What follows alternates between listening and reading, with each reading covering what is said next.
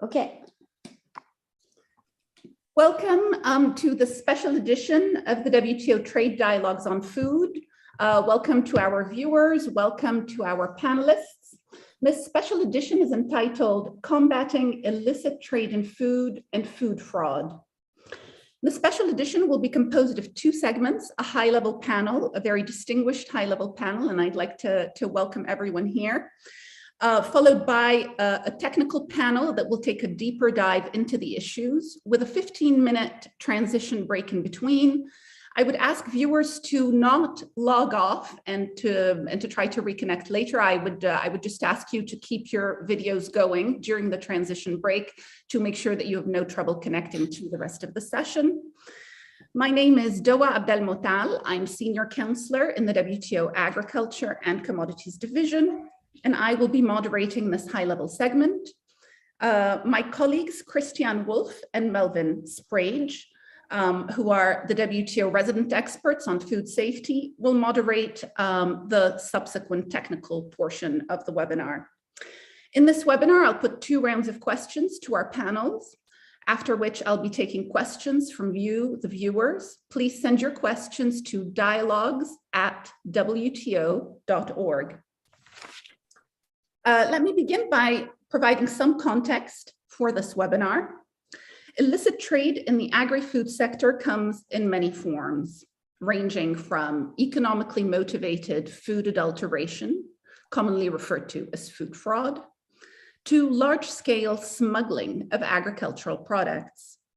Food fraud is the intentional sale of substandard food products or ingredients for the purpose of economic gain.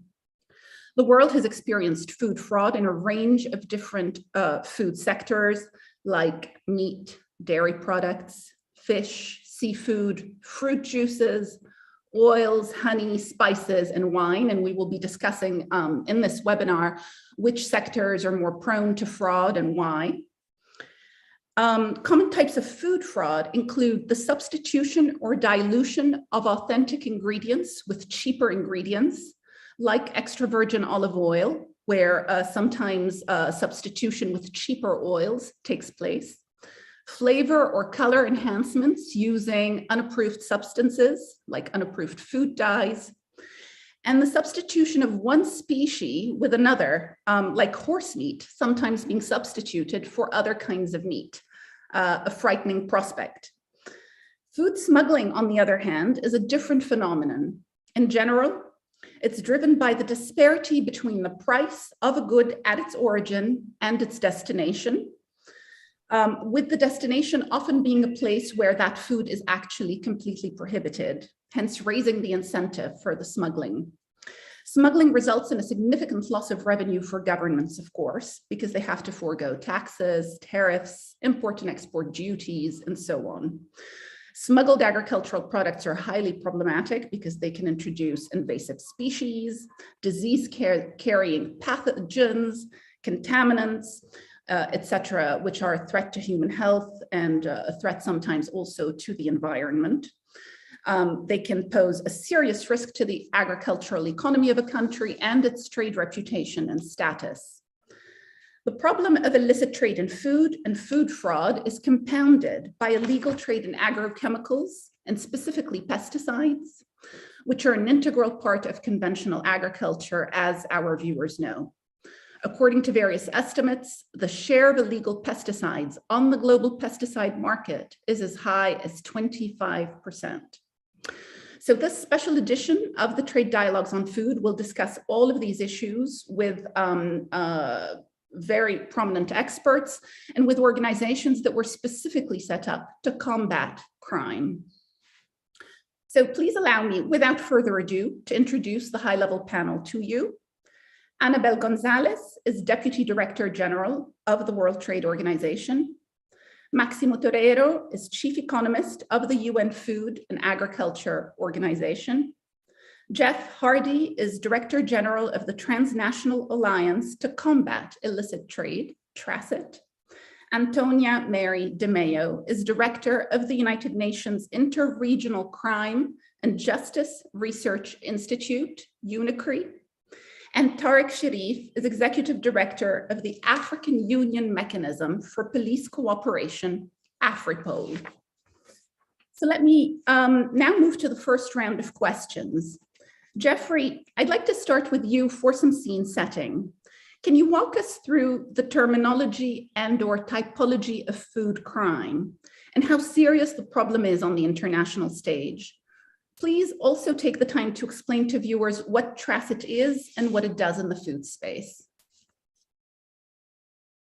Certainly, I'd be pleased to. Thanks, Doa. First, I'd like to express my appreciation to be invited to the panel. I've had the opportunity to work with some of your colleagues there in Geneva, raising attention to illicit trade across sectors. I think there's a very important role for the WTO to play in this space. And I think, dialogues like this and these types of conversations really help hopefully shape your ability to support member states of the WTO. So just very, very briefly, Traceit is a business organization. So we are comprised of around 20 different corporations, all of whom are vulnerable to one form of illicit trade or another.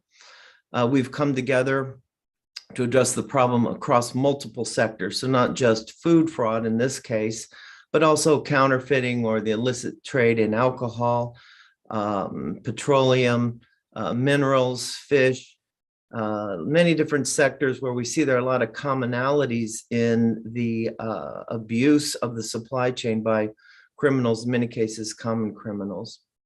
So let me just get into a few remarks here so I can keep my time on track. Yeah, talking about food fraud really starts with, what is global food security? And that's ultimately what we're trying to protect. And global food security can be vulnerable to many different sort of outside factors. For example, let's take climate change. With the potential risk in temperature puts crop yield and crop suitability at risk. So by the same token, I think what we're trying to gather here today is to look at new and emerging risks to global food security. And that's where particularly different parts of the food supply chain become vulnerable to criminal activity, different weak links along the path from, as people in the sector like to say, from farm to fork. There are innumerable places where different types of food fraud can take place. So if we start with counterfeiting, for example, it's interesting that food and beverage is actually a little bit new to the game in counterfeiting. I think some of the major observations go back no more than about 15, maybe even 20 years. Whereas, counterfeiting of luxury goods, for example, or any consumer electronics have been around for much, much longer. And this is taking place primarily because there's an ability to mimic packaging, their modern printing techniques, the role of the internet these days to easily distribute products, the length of the global shipping and supply chain just creates so many vulnerabilities for fakes to enter the supply chain. As Doa said, it's also an industry-wide issue. It's not just one particular type of food. I mean, I won't spend all the time going through it. She listed off all the different types of food, but it can be final products, but it also can be commodities like sugar, cocoa, coffee, and oils. So, and I also think it's important to point out, that food fraud and counterfeiting of food goes beyond just the IPR issue, because what we're talking about here are foods that are manufactured and sold and consumed, outside of the regulatory structures that have been set up worldwide to protect consumers from unhealthy foods or contaminated foods or foods that are past their expiration date. In this world, this parallel food supply chain, this black market, there are no controls.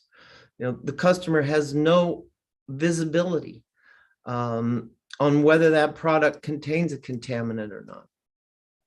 So we can come back to some of these things later. I don't want to, it's already going so quickly. So anyway, let me just say that in terms of the scope, there aren't a lot of great numbers out there. So far, it's very difficult. Some sectors we've been able to capture these numbers. Hopefully, Maximo can get us into this a little bit more, but we see somewhere sometimes in the neighborhood of 30 or 40 billion.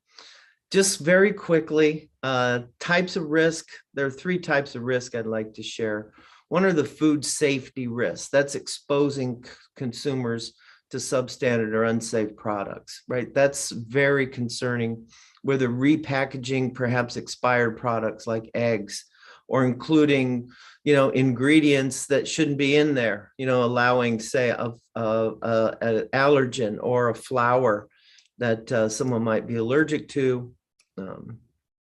Then there's the food supply fraud, which is the illicit sourcing of ingredients. I think Doa mentioned, gluten-free that's not really gluten-free.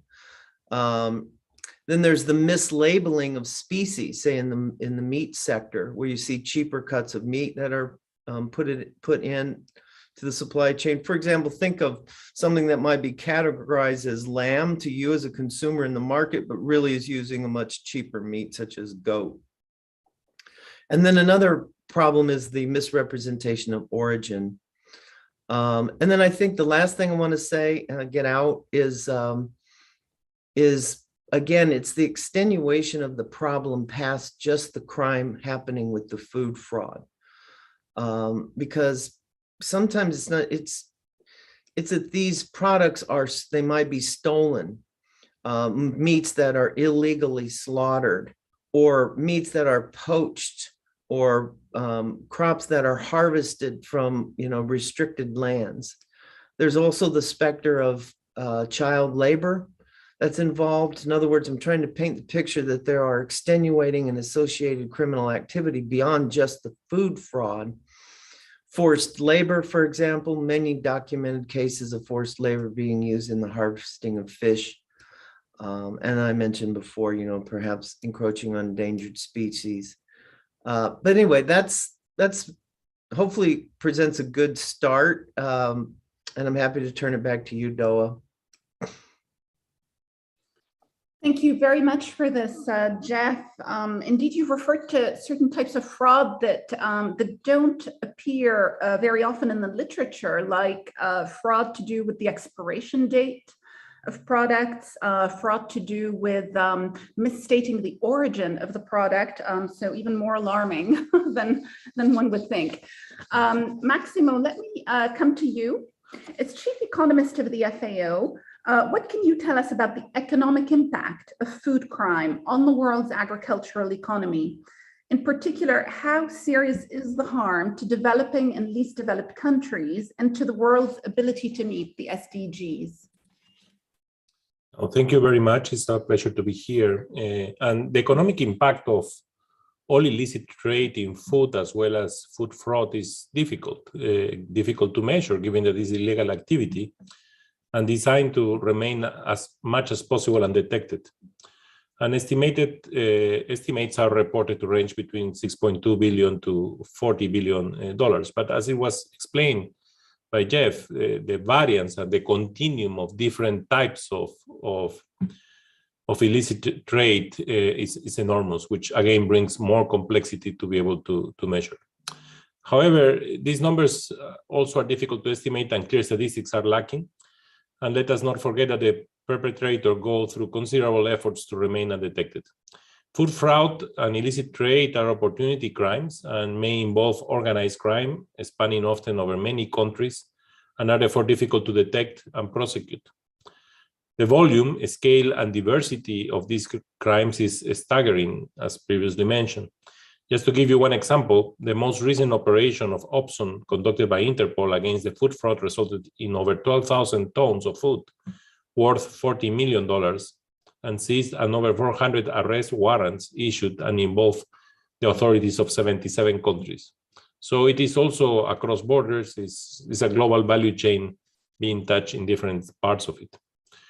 Illegal, unreported, and unregulated fishing, a broad term that captures the wide variety of fishing activity, represents up to 26 million tons of fish caught annually. And trade and illegal timber alone is estimated to be between 51 and 152 billion annually, or 10 to 30% of the global timber trade. And this list does not even contain the illegal gains obtained through child labor and myriad of other illegal activities in food trade. So again, measuring the economic impact is extremely complex. In many cases, it could even cross and create interlinkages with health issues when we're talking of food safety issues. And therefore, we need to capture what is the real consequence of that illegal action. If it affects the health of individuals, we are talking also of human lives. So the complexity is big, but we are doing enormous efforts to try to capture that and to measure that. But our first step is to try to document also illegal trade across borders, which is extremely important also to understand mobility, in our case of food across borders. Thank you. Back to you. Thank you, Maximo. I think your use of the word continuum is very interesting, and we really have to think of food fraud as a continuum of activities. And also your comment about how cross-border and international this activity is and how much it involves global value chains is very interesting, of course, and shows how complex the problem is. Antonia, let me turn to you. Welcome. You're the director of a pretty unique UN agency, I would say. Please explain to viewers what UNICRE does in the food space and walk us through a few concrete examples, if you can, of some of the more serious food crime operations you have seen in recent years. As you do so, please comment on how you've seen food crime evolve over the years. Great. Thank you so much for your question, Doa. It's a pleasure to be part of this panel on such an important and relevant topic.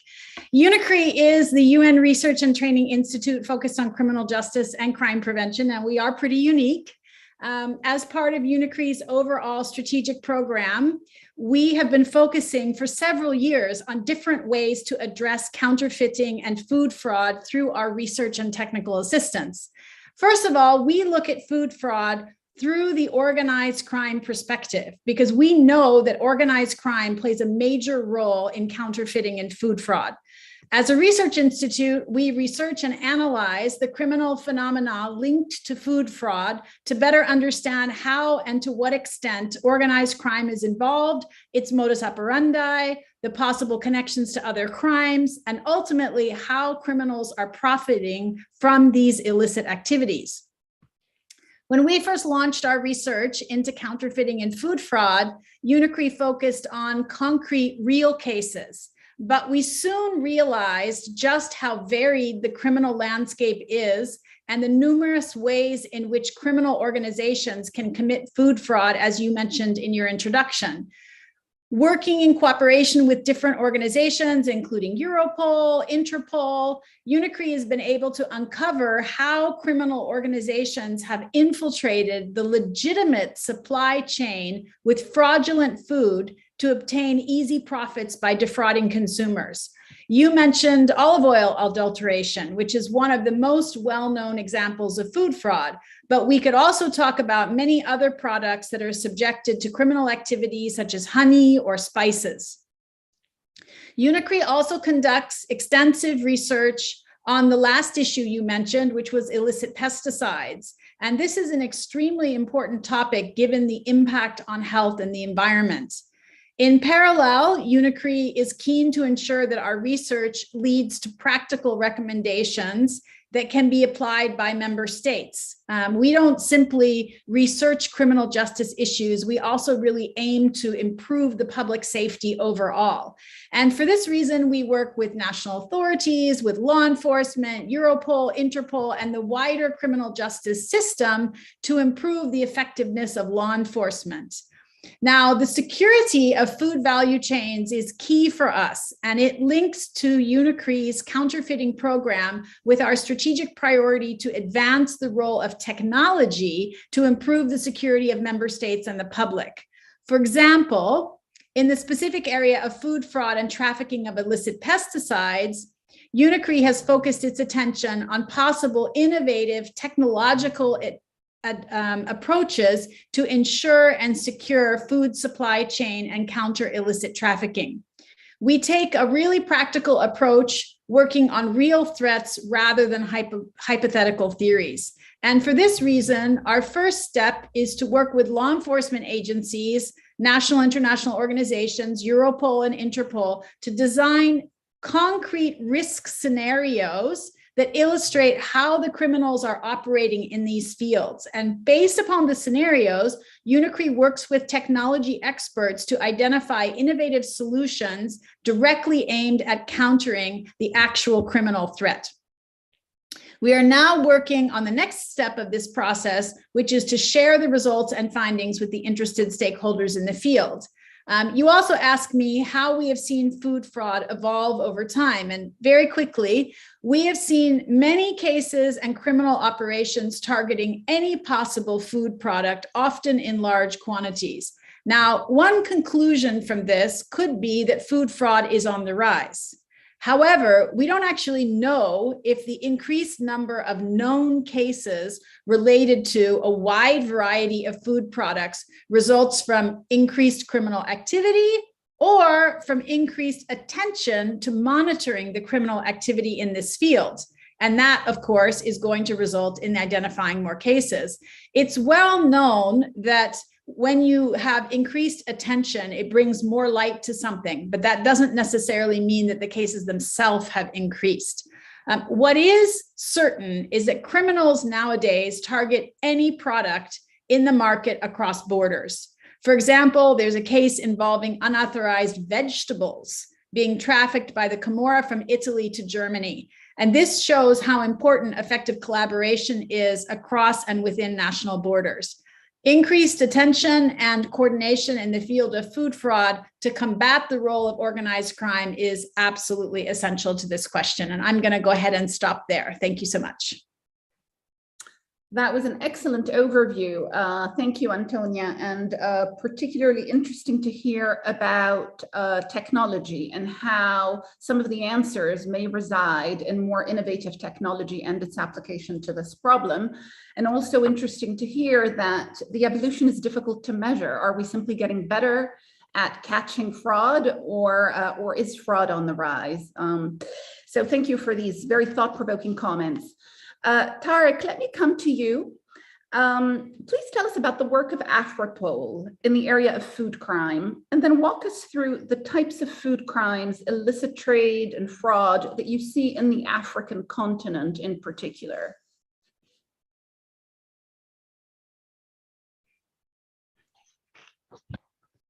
Thank you very much, Madam Moderator, colleagues.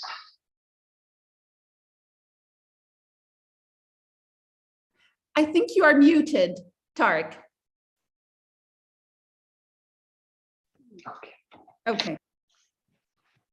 Thank you very much, Madam Moderator, for the opportunity to address this phenomena of food fraud, which, like other forms of transnational organized crime, is increasingly and becoming a major challenge in Africa. As you may be aware, one of the major goals of Afripol is to facilitate the prevention, detection, and investigation of transnational organized crime in collaboration with national, regional, and international police institutions.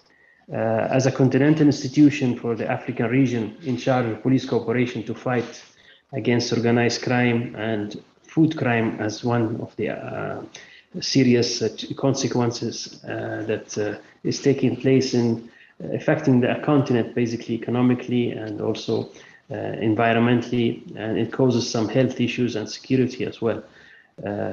So for Afripol, we are trying to coordinate national efforts for police agencies in the African Union member state to fight this surge of crime throughout the framework of our collective collection of information. We know that transnational organized crime and networks are taking advantage of the economic situation of the African population, as well as the insufficient legal instruments and institutions for border certification and control. As we know, Africa is a vast market to import and export trade in food products with a large number of consumers. Obviously, several factors contribute to the evolution of food trafficking in the continent, mainly the lack of appropriate technical means of control food products, also long borders in some countries, and informal trade, despite the fact that Africa have 8 economic areas. Also poverty and consumers looking for cheap products. I mean, I think you have already mentioned in the introduction that basically food fraud includes many aspects such as counterfeiting, piracy, falsification, smuggling of illegal products, tax fraud, and also, and above all, the endangering of lives of others. The incrimination, obviously, of food fraud in Africa vary from one country to another in accordance to the legislation of each state. I think these are some of the points that I would like to highlight at this point, and then we'll see how the debate will develop. Thank you very much. Thank you very much, Tariq, for this. I think some of the contributing factors that you mentioned are very interesting indeed, like long borders in Africa, informal trade, poverty, and consumers looking for cheap foods. I think that's, you know, it's very important to understand all these drivers. Let me now turn to Annabelle, who is the Deputy Director General of WTO and the WTO voice on this panel. Annabelle, you've now heard all of the previous speakers. The WTO rulebook is designed to create a framework for trade in goods and services that are legal under national and international law. How does that rulebook interact with the question of illicit trade? So thank you very much, Doa, and thank you very much also to the excellent speakers for their preceding comments and for agreeing to join the WTO for this important conversation. So let me make 3 points here. Maybe let me start by saying that licit and illicit trade are 2 sides of the same coin. And this is what I mean. Anything that the WTO or the international community does to put trade on a sound footing, by definition, contributes to weeding illicit trade and fraud. So nothing would be illicit if we did not have a benchmark for what is licit. And in trade law, that benchmark are the WTO rules and all the regional and national trade laws, rules, and regulations that flow from it. So that's point 1.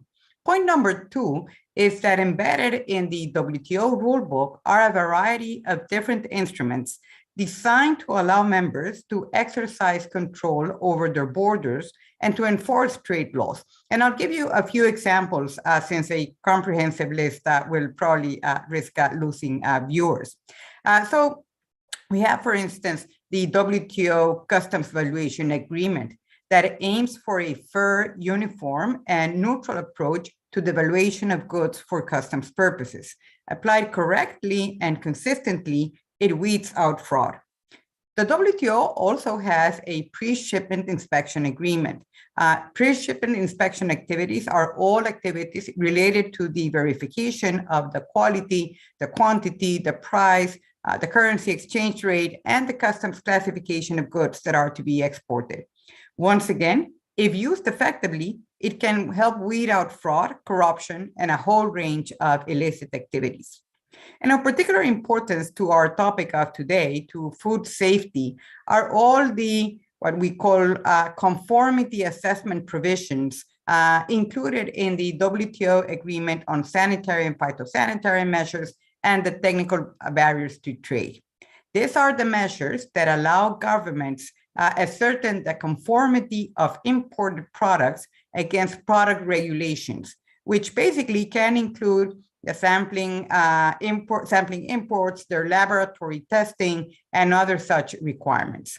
And this is, as I said, just a flavor of the enforcement infrastructure that is enshrined in the WTO rules that I just referred to.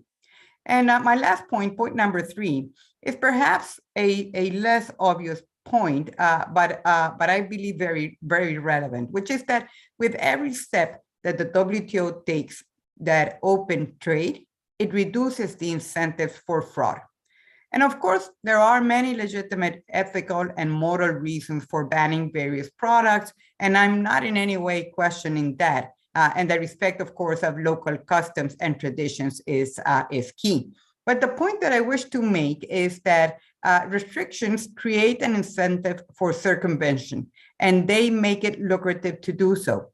And this goes as much for high tariff as it does to all other types of restrictions or excessively complex regulatory environments. Think, for example, in one of the most extreme cases that we've known of the prohibition in the 1920s and 30s in the United States, and all the criminal activity that evolved from that. Now, high import and export tariffs in certain countries are known to have encouraged the smuggling of certain foods and liquors, as I just was mentioning, import distribution and licensing arrangements, onerous product regulatory standards, and the lack of uniform food safety and trade standards all tend to create opportunities for criminals to engage in illegal agri-food trade. Therefore, as a big picture frame, it would be important to be aware that trade opening is in itself one of our biggest weapons in combating illegal trade, with the caveat, of course, that the proper enforcement of border controls, rules, and regulations will always remain necessary.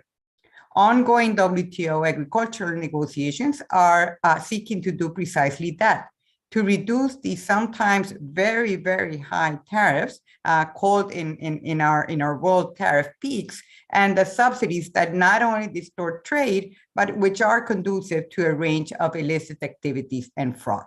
So let me stop here, Doa, back to you. Thank you very much, Annabelle. I think your first comment, the WTO rules act as the benchmark between licit and illicit.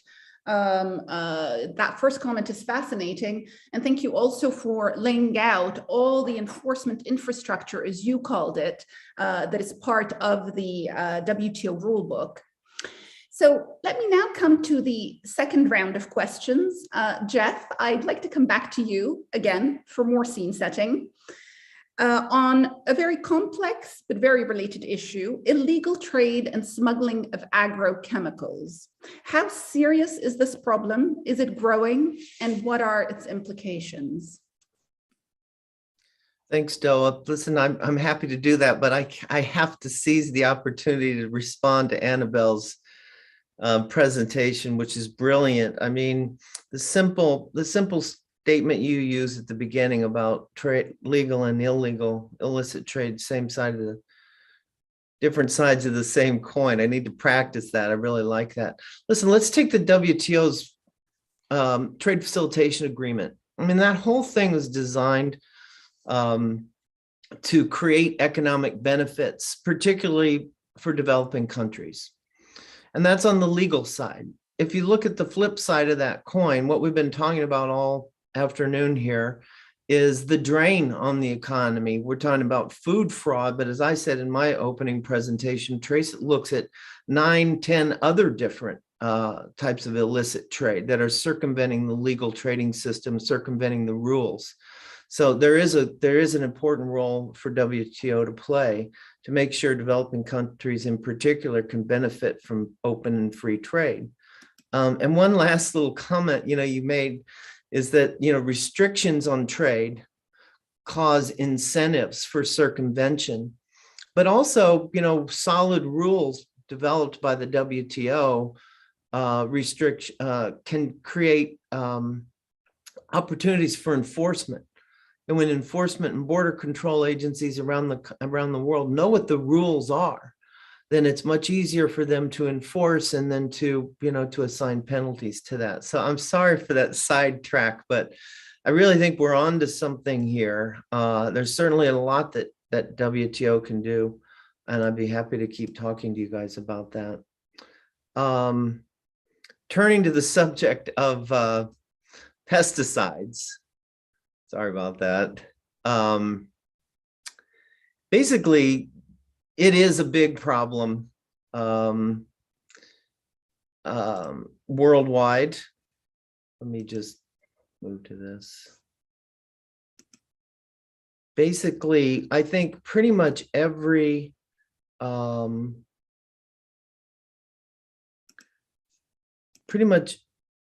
can't find this. Give me 1 second. Pretty much every key agency out there that's been monitoring this, including UNICRE, has done some excellent work in quantifying this sector. It's been easier to get an idea of what the economic losses are in this sector. I think the OECD and the EU Intellectual Property Office have done the most work in this area and quantified this global losses to the economy of $6 billion. This is what I'm talking about in terms of how the other side of the coin is eating away at the economic benefits of open and free trade. DG Sante, for example, estimates percentages 10 to 15%. FICCI, which is a trade association in India, estimates that it might be 30 to 40% of the pesticides market in India. So the list goes on. I think it's basically no problem. We've established that this is a massive problem. What's it look like? It takes several forms. There's the counterfeiting of the actual products where copies of the originals are sold when we have no idea what the quality of the product is. There are intellectual property violations in terms of trademark. There's parallel trade, trade of unregistered products that were designed for one market and go to another. And then if you look deeper into this, there's the theft of genetic material in the seeds. But anyway, what are the implications? So just basically, agrochemicals are an important part of the legal foods supply chain, right? Because legal pesticides are critical for improving the crop yields, ensuring confidence and steady supply of food products. But in contrast, the illegal pesticides contribute to food fraud because they inhibit and sometimes destroy crop yields. They damage the agricultural land upon which crops are grown. And in some cases, some of these unregulated chemicals can harm the farmers or ultimately the consumers if some of those products are spread to the actual food that's consumed. So I think, let me just leave it at that. It's very similar to all the other forms of illicit trade that we're talking about. It's where criminals are taking advantage of specific places in the supply chain that are vulnerable. Thank you very much, Jeff, for this. And I, in particular, like your comment that illicit trade eats away at the benefits of licit trade.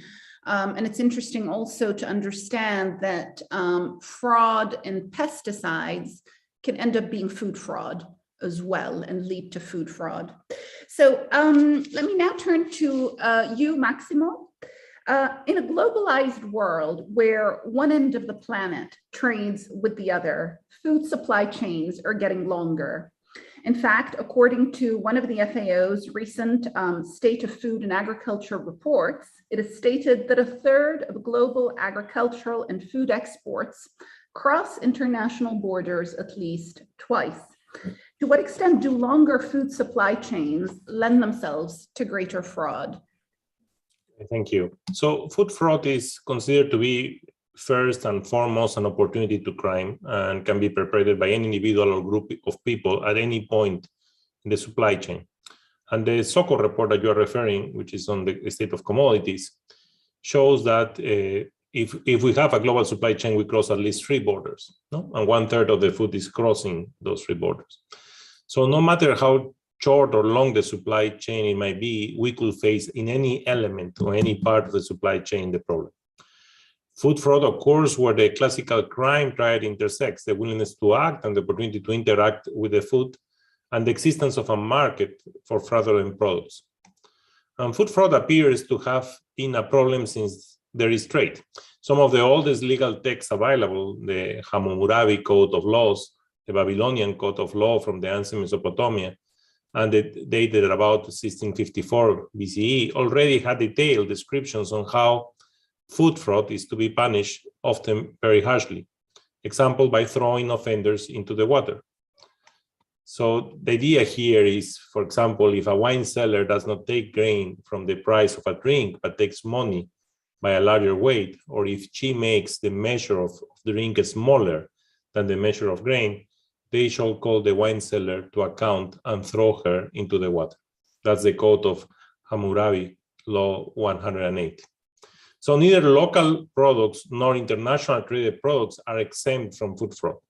Some products that are most often reported for food fraud include dairy products, and there are different ways in which you can affect the dairy products, from very light issues like, for example, increasing the amount of water in the dairy products, to a lot more complicated issues that we have seen in the past history that affect even lives of people. In seafood, the same case. In meat, olive oil, herbs and spices, and honey. As food fraud is an opportunity to crime within the increased number of actors in international trade, the chances for such an opportunity to materialize will increase, because the more complex the value chain is, the larger it is, the different borders it crosses, the probability of potential fraud happening is higher. And that's why we have to put measures in place. And that's why information sharing through traceability using artificial intelligence to be able to trace commodities from where they come from, where they are sourced, could always help and should always help to reduce this risk. And of course, to assure the food safety of the commodities. All this can be demonstrated when looking at the spice trade. Spices are often high-value items, for example, saffron and vanilla, and have a long history of being affected by food fraud and are extensively traded internationally. The alteration of spices led routinely to rejections of imports from the sufficient monitoring of imported production, and is established and the findings are reported. Sometimes fraud can have devastating consequences because of the insidious practices of fraudulently adding lead chromates, for example, a substance that is particularly toxic to children, to mask the color of inferior products, so hiding the quality and the attributes of the product by using this lead chromate in certain spices such as turmeric. And these spices have become, in some countries, the main source of exposure for this toxic heavy metal. So again, it's really important that information and traceability, so that we assure food safety, especially because we don't want to affect life of people because of these fraudulent food and using other types of damaging materials that could affect health, has to be put in place. That's the only way we can keep trade safe and the only way we can minimize these potential risks. But again, mechanisms and incentives have also to be in place so that clear instruments are activated when such problems occur. So strong signals are given to the world trade and to the mobility of goods that if this happens, severe consequences will be attached to it. Thank you. Thank you very much, Maximo. And you are indeed right, and that must indeed be true, that there has been trade crime for as long as there has been trade. So very well put. And of course, your comment on global value chains, which is that the more borders are involved, the more foods have to cross more borders, the higher the probability and the risks of fraud. So thank you for those comments. Antonia, let me come to you again. Now, I'd like to put to you a question that I think the audience must be burning to ask. How do we mitigate food fraud? And what are some of the most successful strategies that you've seen? Also, has the COVID-19 pandemic exacerbated food crimes with governmental attention diverted elsewhere? Great, thank you for these important questions. In fact, criminals exploit the lack of awareness of crimes connected to food fraud. And many consumers, and sometimes even law enforcement, are not aware of the severity of food crimes, and they don't recognize how organized crime groups manage their operations. So because of this, we need to raise awareness of key actors working in the criminal justice system. We need to train police to understand that the same criminals involved in so-called serious crimes are also often involved in food fraud. In fact, many cases, food fraud is just another of many criminal activities through which criminal organizations diversify their interests and profits. It's another tool in the criminal toolbox. At the same time, we also need to raise the awareness of consumers so that they understand the importance of purchasing food only from legitimate, reputable sources. The growth of e-commerce has also reshaped the food industry, as I think many of us realize.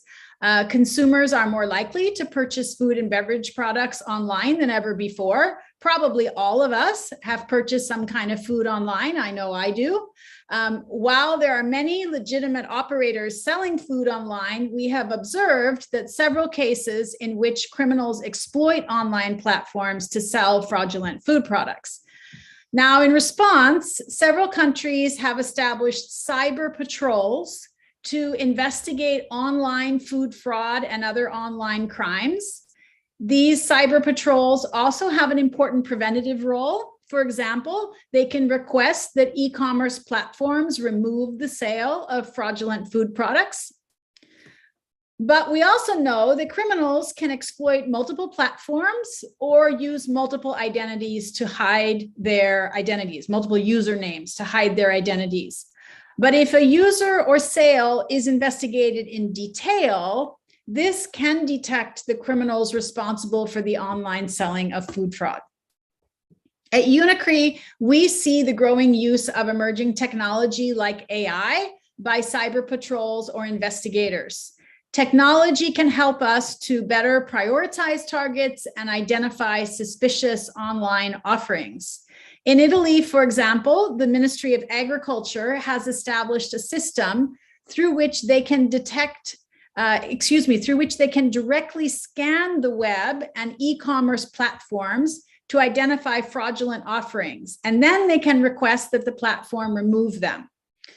We need a combination of different efforts to improve the response to combat food fraud. And these should include activities ranging from training and awareness raising to the identification and sharing of good practices and innovative tools, approaches, and technologies. You also asked me about the possible impact caused by the COVID-19 pandemic. As soon as the pandemic started, UNICRE started to closely monitor its impact within our area of expertise in the criminal justice sector. It is true, as you said, that the pandemic shifted attention towards the public health emergency across the world and away from other sectors. The key element for our discussion is that the pandemic lockdowns created shortages in different sectors and industries, including the food industry, which created vulnerabilities.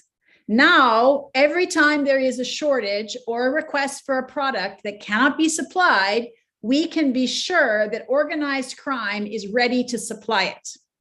And on many occasions, as in the case of food fraud, the product that organized crime supplies is not original, and very likely it's not even safe to consume.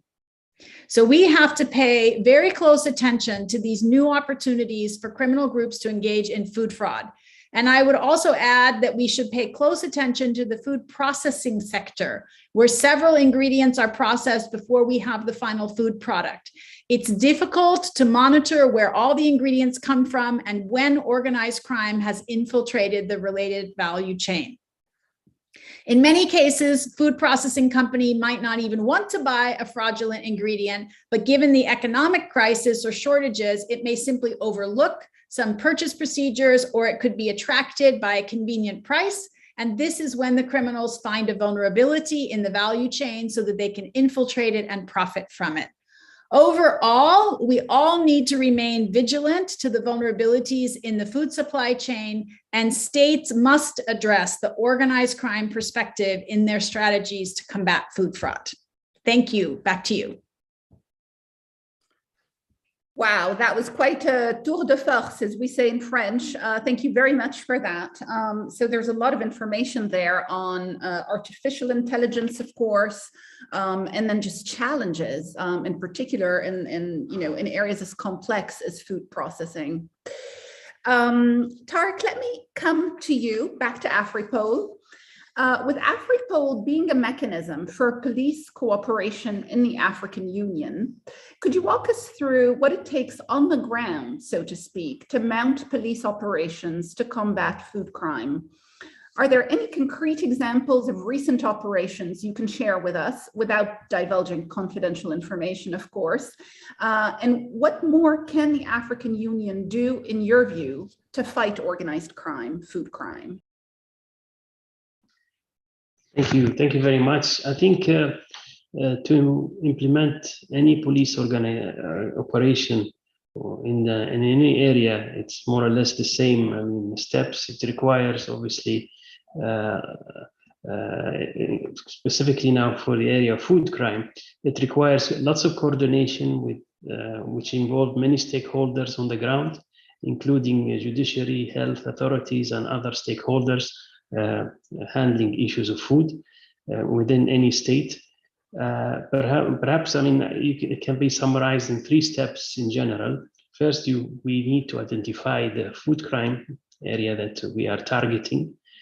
This requires, obviously, a collection of information on the food crime area, mood of the operation itself, the criminal networks that are involved in this area, products, places, storages, and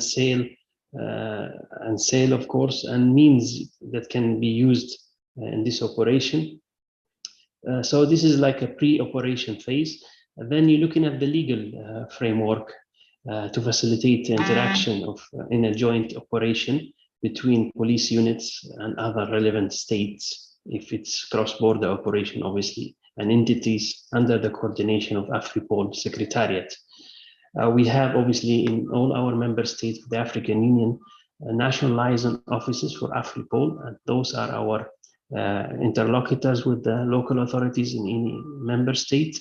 So their role is crucial to identify the relevant authorities in each member state. Then the operation itself, that of course involves the operational phase at the scene, based on the criminal intelligence sharing, and that allow the units on the ground to start moving in certain areas or certain places, depending on the intelligence and the information that was gathered. Currently, we have not yet done any, as AfriPol, any food crime operation. We just finished pharmaceutical crime operation. We mounted that operation in November, December, and now we just issued a press release on this operation, in obviously cooperation and coordination with Interpol, that operation. But in the future, we would like to do, obviously, operation in the area of food crime areas. What can the AU do? Basically, we can summarize this in 3 points. Sensitization is very important and use every opportunities and international fora, and as what I'm doing at the moment, just to highlight and try to partner with other stakeholders that perhaps we can start working with them in this area. We lacking in the African continent a harmonized and legal approach in this area. I think it's important for the African Union to start looking into this area of food fraud in Africa. And finally, we need to intensify training programs in this area. I think my colleague, previous speaker, has mentioned that capacity building is very important to highlight and explain the gravity of this problem among law enforcement and other sectors of the population. I will stop at here. Thank you very much. Thank you very much for this, and congratulations on your recent operation in the pharma sector. I'm sure that's hugely important, and it's very good to know that you will It's in the pharmaceutical sector. Sorry. Pharmaceutical sector, yes, and that it's good to know that you will be working in the area of food fraud, and that you're beginning to consider that area too. Annabelle, let me turn to you again. You've now heard all of our guests. Using a WTO lens to zoom in on the specific types of food crimes identified in this dialogue, and of course the food crimes that the WTO is aware of, what would you say are the tools available to WTO to combat them? Also, the WTO rulebook is evolving, going into new areas such as e-commerce, investment facilitation, and more. Might these new areas provide further ammunition in the fight against illicit trade? So once again, thank you very much, Doa, to you and our panelists for the wealth of information that they have given us. So in my first answer, I tried to provide the broad framework for the WTO's role on illicit trade. And what I would like to do now is to zoom in on the food crimes more specifically, as you've asked me to do. And from what I've heard in this seminar, from the distinguished speakers with us, and what we know here in the WTO about food crime, I think it can be broken down in the following categories: dilution of ingredients, substitution of ingredients, concealment of real product content, inclusion of unapproved enhancements, false or misleading labeling, counterfeiting, and therefore brand name infringement, and finally, great market theft and diversion.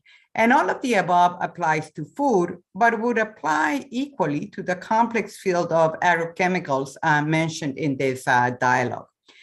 Now, I referred before to two key WTO agreements in the food safety and consumer protection fields: the Agreement on Sanitary and Phytosanitary Measures and the Technical Barriers to Trade. So food safety lies entirely within the purview of the SPS agreement.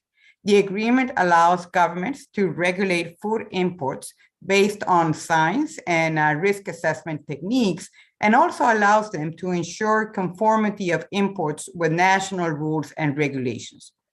One of its main axes is its encouragement for governments to adhere to international standards, such as those of Codex and other international standardizing bodies, and to actively participate in building these international norms when they do not exist.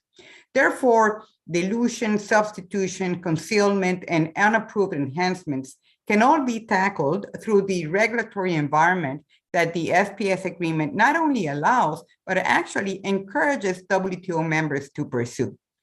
Now, the other agreement, the Agreement on Technical Barriers to Trade, specifically addresses the prevention of deceptive practices and tackles product labeling. It allows governments to regulate labels, giving them a vital instrument to tackle false or misleading food labels. The WTO also has an agreement on trade-related intellectual property rights, TRIPS in our jargon.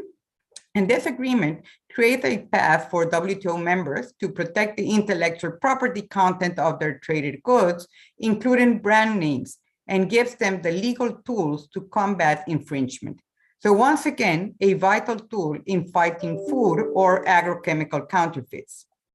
As for gray market theft and diversion, as I said earlier in the dialogue, the more WTO members succeed in opening, the less incentive there will be for either theft or diversion.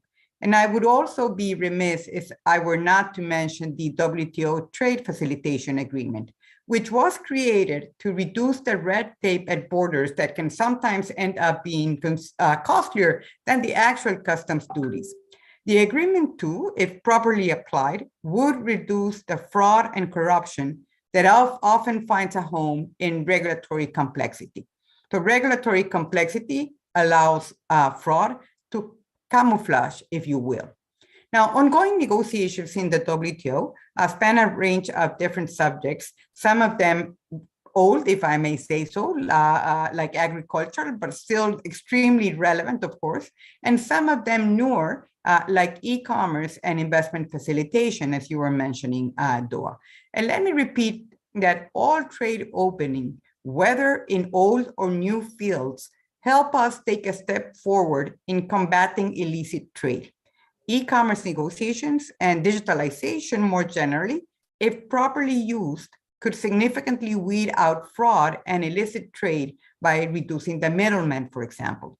Simpler and cleaner processes and ways of trading can also make the trade itself more clean with appropriate safeguards, of course. So, with this, I think there is a lot that can be done utilizing WTO agreements to combat all these different manifestations of illicit trade. So with this, let me close here and turn it back to you, Doa. Thank you. Thank you very much, Annabelle. I think you've walked us through all the WTO instruments by type of food fraud, which is excellent. I think that gives viewers a really good overview.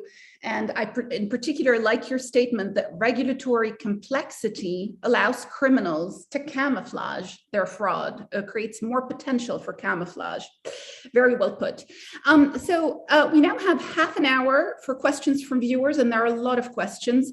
Maximo, do you have another 5 minutes for us on this webinar? Can I quickly put the questions that have come in to you? Because I know you have to leave us early.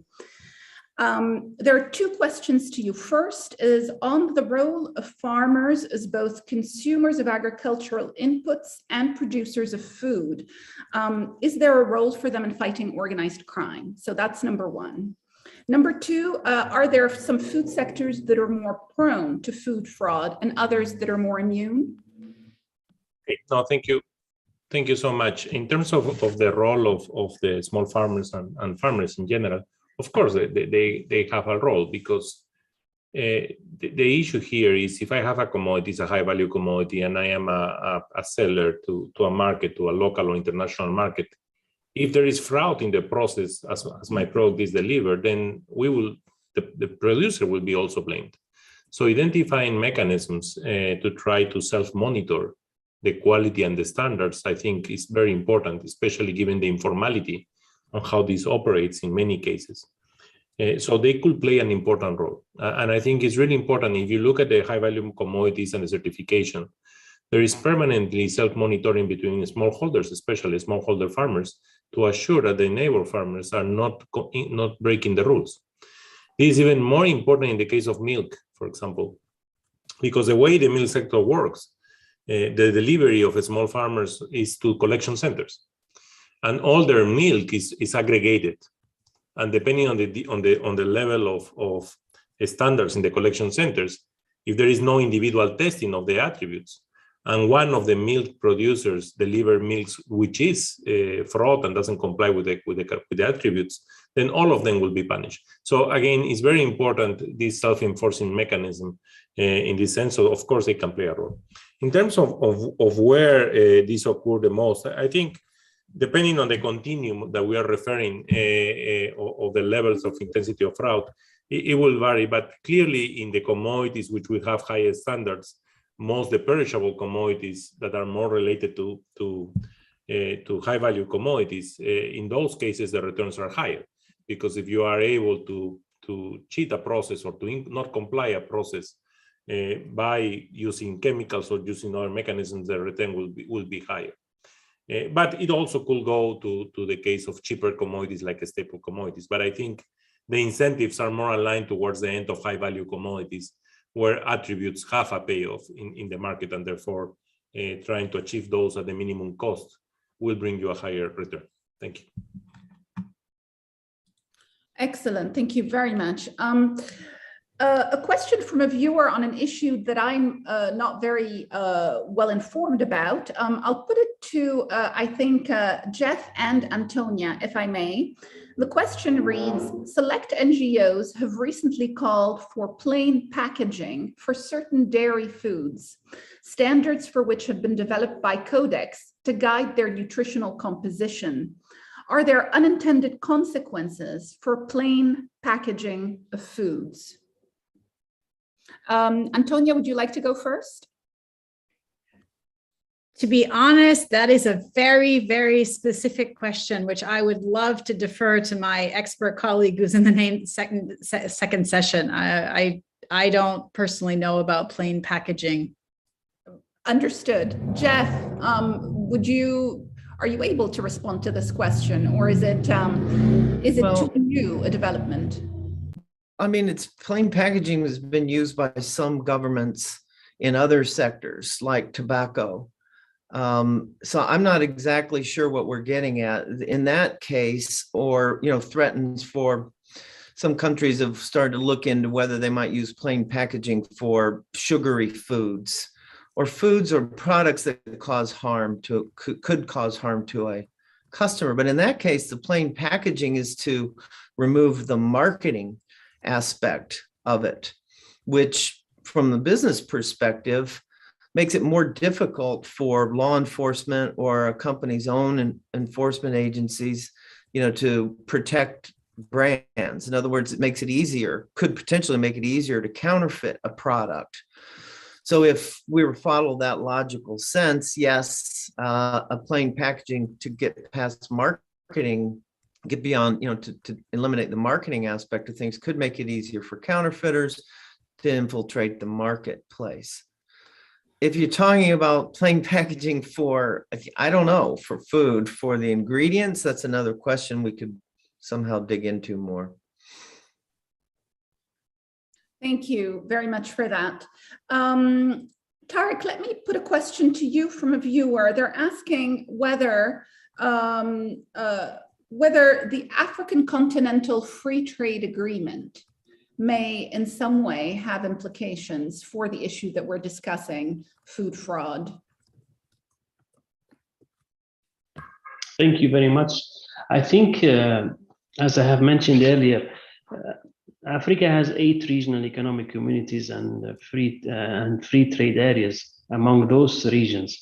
So, but the problem of food fraud and things, usually they use the informal channels. I mean, so these kind of progress are not going through the normal official challenge. I mean, channels within the continent, free trade areas. That's my understanding. I mean, but obviously, it's a big continent, and as I mentioned earlier, the borders are long, and it's not easy to control what sometimes comes between. Across the borders between 2 countries. So I mean, criminal and organized groups, they use this unofficial channels and unofficial crossing sometimes to smuggle their products and goods through other countries where there is a market for that product. Thank you. Thank you very much for that. Antonia, a question from a viewer specifically to you. Do we have a sense of the proportion of illegal trade in food that the world succeeds in catching, and how much goes under the radar and is not prosecuted? Do we have orders of magnitude, the viewer is asking?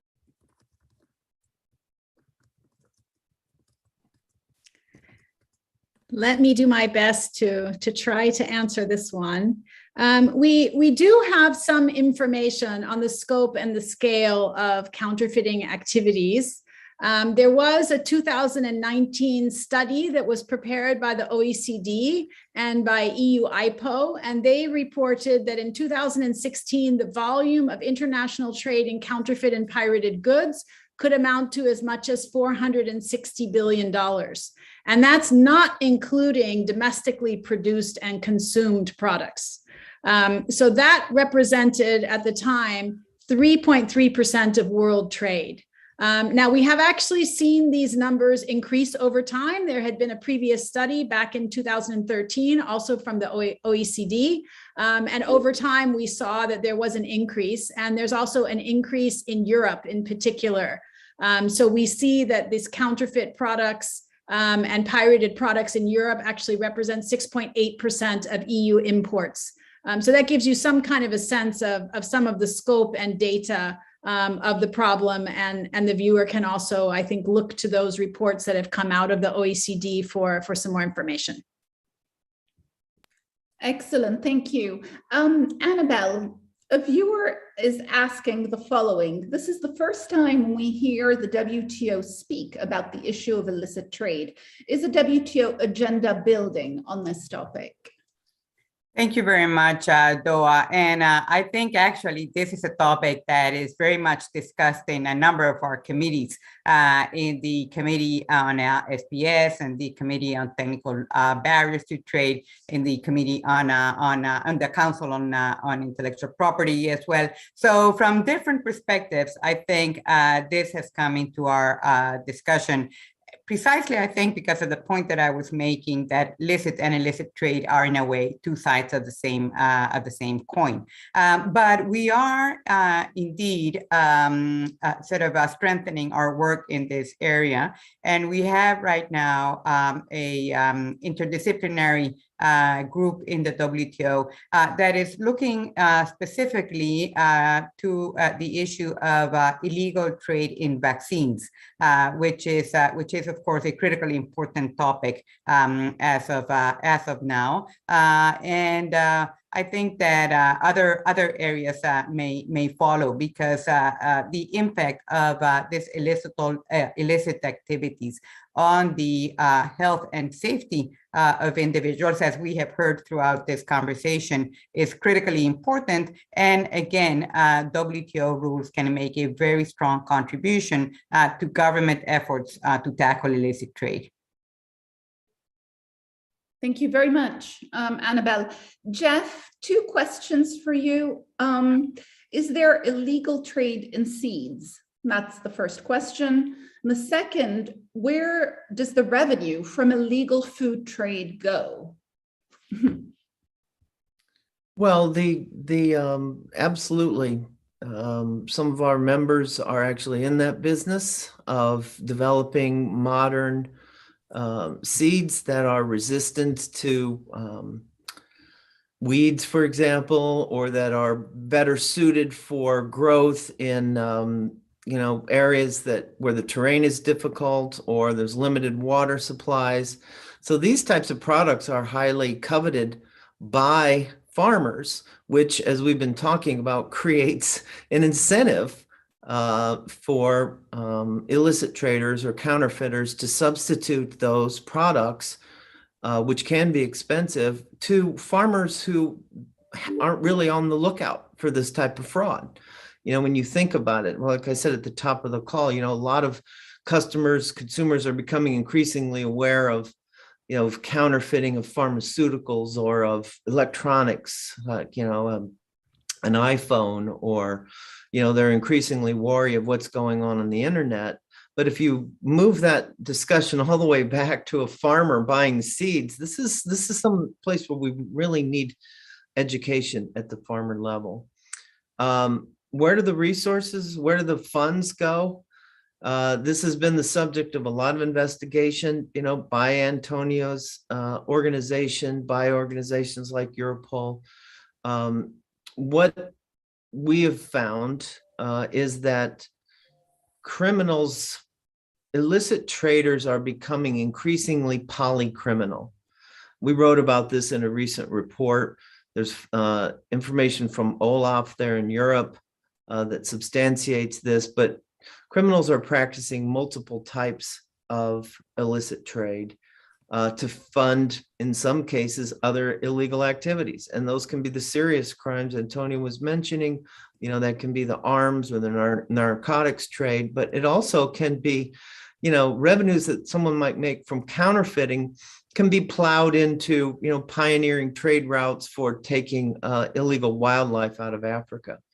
So unfortunately, what we're seeing is that there's a growing network of criminals that are expanding their opportunities based on the weaknesses in the global supply chain. Excellent. Antonia, I'd like to put that same question to you on the use of revenues and where the revenues go, in addition to another question from a viewer, which says, is boosting corporate security part of the solution? Do large corporations and companies need to boost their defenses? Great, thank you so much. On the topic of revenue, I want to bring us back to really putting that lens on the organized criminal activity. And UNICRE has done a huge amount of work for the last 10 years looking at the nexus between organized crime and terrorism. This is another spectrum of bad actors. And you really see a lot of sharing in modus operandi across that entire spectrum of bad actors. Now, counterfeiting, food fraud, having organized crime infiltrate the legal economy, these are all ways for them to gain more revenue. And they're using that revenue to pursue their criminal aims.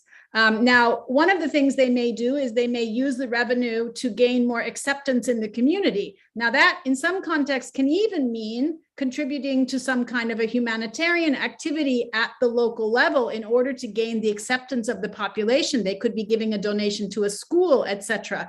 But it's all part of a much wider strategy in order to gain that control and use the overall profits to pursue their criminal aims. And as was previously said, we're talking about trafficking in every kind of possible trafficking in drugs, trafficking in food, trafficking in animals, trafficking in human beings. We're also potentially looking at the sale of weapons. I mean, there are certain countries around the world where we're able to link very clearly the infiltration of the legal economy into some very scary, wide-ranging activities that go well beyond what you think of as just an ordinary crime and starts to move in the direction, I mean, not organized crime, but starts to move in the direction of even terrorism. So it's the word revenue, I think, is a very polite word that we need to maybe get away from because this is funding large criminal operations that are having some very serious impacts around the world. The second question you asked me had to do with large corporations being part of the solution. But yes, I mean, my easy answer to that is of course, large corporations have to be extremely aware of what's going on. I mean, as we were talking about the raising awareness, we need to raise awareness on behalf of law enforcement, also raise awareness on behalf of consumers, and raise awareness on behalf of large companies, organizations, and how they can potentially be used knowingly or unknowingly. Again, it depends on where you are around the world. And one of the things that UNICRE certainly offers to member states is the ability for us to come in and take the lessons learned from our research and analysis and apply it to how to protect or insulate certain supply chains from the bad actors. Yeah, so organized crime has less likelihood to be able to find those vulnerabilities and get involved. And we have to be able to look at that very large perspective. And that absolutely includes the private sector. They have an important role to play. Thank you. Thank you very much for that. Tarek, a question has come in for you from a viewer who has heard you say that Afropol intends to move into the area of food fraud down the line. And they're asking whether you foresee a need for the education and training of customs officials and whether there will be a need for collaboration with other continents.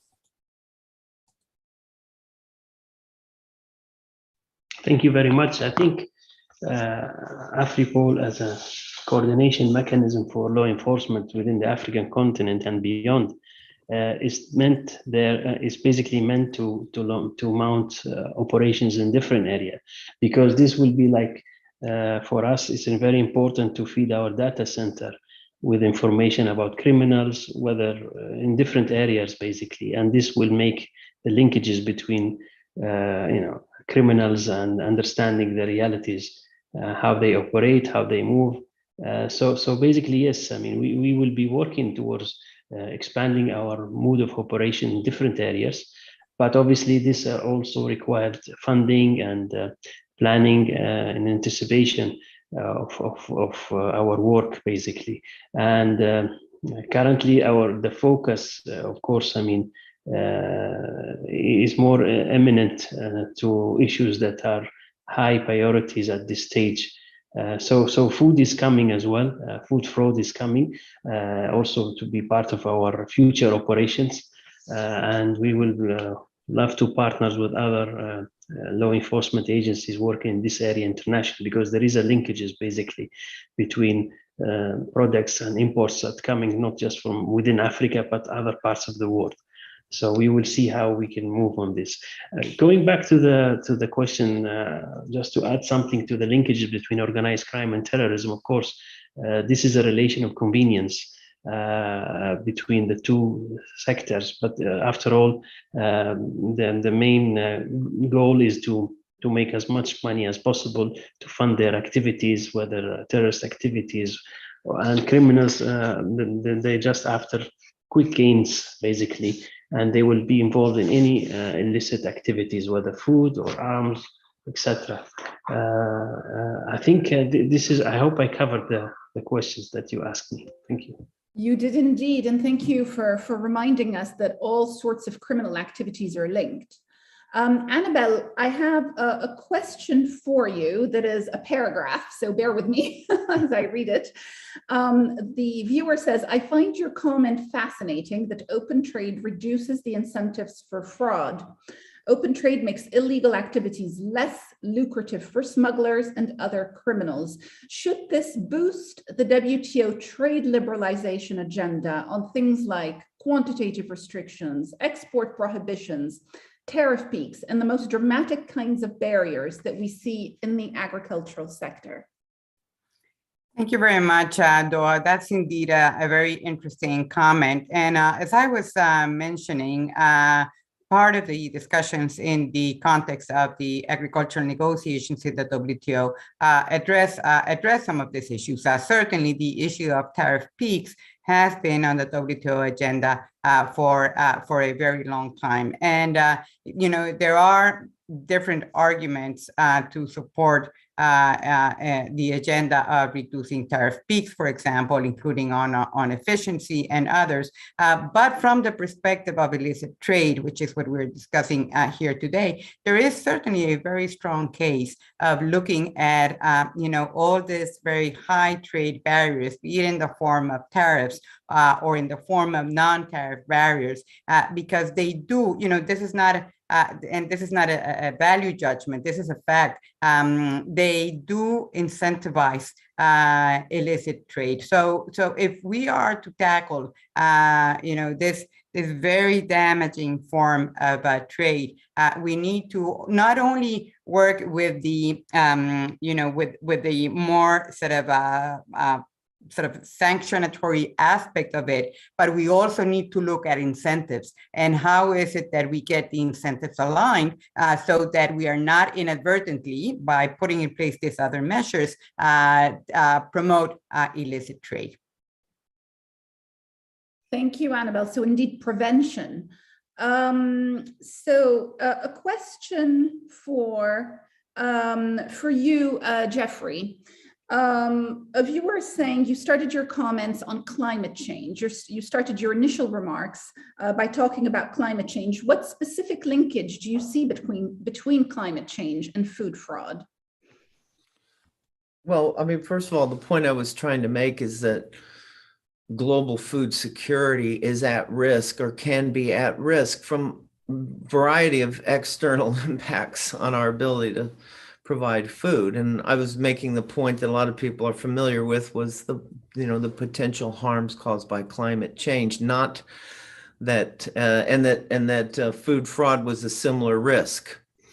But I think there are some other areas where there's an intersection. If you look at, there's some issues when it comes to harvesting coffee, for example, or some oils where illegal lands are used or cleared to plant these products.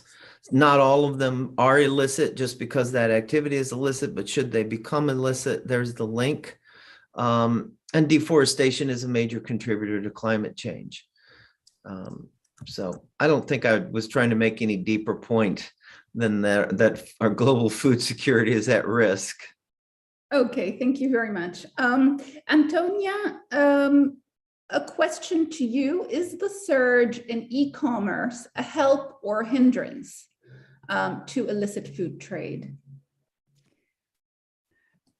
I don't know that it's necessarily an either or. I think it's part of our reality. It's a new environment, it's a new context, and we have to understand that criminals are always innovative. They're almost always one step ahead of us. They are some of the most creative individuals on the face of the earth. So anytime you have a new context, you have a new environment, you have a new platform, they're going to find a way to take advantage of that. But I don't want to take away from the many benefits that that offers to people all around the world. So I think it's just that we have to recognize that we have to always be looking at that lens of organized crime and how they're going to take advantage of the vulnerabilities in the world that we have around us, and how do we protect it from that. Thank you very much. We now have 3 minutes. Would anybody like to make any closing remarks? Annabelle? Yes, thank you very much, Doa. I want to thank you and the panelists for an excellent discussion on a topic that I think is of great relevance across the world. And I just want to reiterate how the WTO rules, but also the WTO committees can provide governments with very valuable tools to combat illicit trade. And I would like to invite those who are not that familiar with WTO activities in this area to reach out to us and to our staff to learn more about what they can do based on WTO. Thank you, Annabelle. Any other comments? Jeff? I'm happy to say something. You know, at various points, I mean, this is a WTO discussion. At various points, you know, trade facilitation has come up. Rules have been discussed.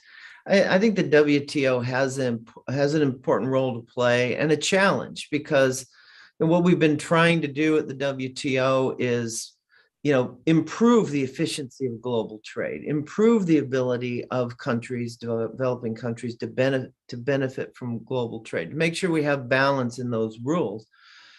And, you know, illicit traders take advantage of weaknesses. And so the challenge, I think, to the WTO is ensure that facilitation and greater control go hand in hand. And we at Traceit and the member companies that are part of us certainly want to be at the table with you and provide as much, you know, business perspective and information that we possibly can. Thank you. Antonia? Great, thank you so much. I just want to really express my thanks to WTO for this fascinating topic, and also for really allowing us to highlight the intersection with the criminal justice field. I think what often happens is that we talk about topics like this in silos, and we don't look at it from those multiple perspectives. And you know, what makes regulations really strong and effective is when you're able to also consider what happens when they don't work. And that's really where the criminal justice perspective comes in. So it's really an honor to be together with all of these distinguished panelists, and to be able to have such a diverse conversation about an issue that is impacting every single one of us every day. So thank you so much. Thank you. Tariq? Well, just to compliment my colleagues, to thank also the WTO for this opportunity. I think we tried our best to highlight some of the areas that we can contribute as well in fighting food fraud. It's a very important topic, and as the colleagues has already mentioned, my colleagues, that it's an issue that touches our daily life, and our hope is to protect our population from food fraud, because it's a very important topic. Thank you very much for the opportunity, and I wish you all the best. Thank you. Well, thank you very much to all of you. And with this, we will close the high-level segment of this dialogue. I would ask viewers to stay with us at 3:45 sharp CET time. The technical segment will begin. So please stay with us. Thank you very much, and goodbye to the high-level panel. We're very grateful for your presence and the wealth of information we've learned from you on this webinar. Goodbye.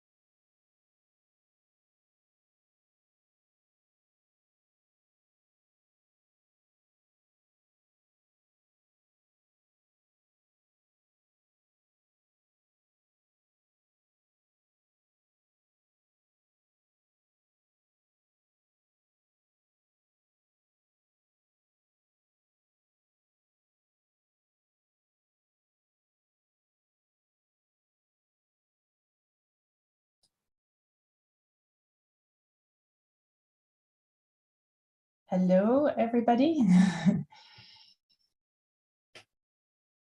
I think we can get started. Welcome to the second session of this webinar on combating illicit trade in food and food fraud, which is part of the WTO's trade dialogues on food. Welcome to our distinguished panelists, and also welcome to our viewers. My name is Christiane Wolf. I am a counselor in the Agriculture and Commodities Division of the WTO, and I'm also secretary to the WTO Committee on Sanitary and Phytosanitary Measures. That's the committee that deals, among other things, with food safety measures in trade. I will be moderating the session today together with Melvin. Over to you. Thank you, Christiane. My name is Melvin Sprey. I'm the head of the Standards and Trade Development Facility, the STDF. This is a global partnership housed at the WTO that helps developing countries to build their SPS capacity, their food safety, animal and plant health capacity. So let's get started. So Christiane, I mean, we've all heard about, and the previous panel already alluded to some of them, these high profile cases that have made the headlines over the last years. They include melamine tainted milk back in 2008, leading to, I think, at least 500 infants being hospitalized, several deaths. The horse meat as beef incident in 2013, leading to a huge loss in consumer trust. The previous panel also spoke about olive oil adulteration. And just in 2017, we saw this fipronil in eggs scandal, leading to millions of eggs being recalled and several poultry farms being shut.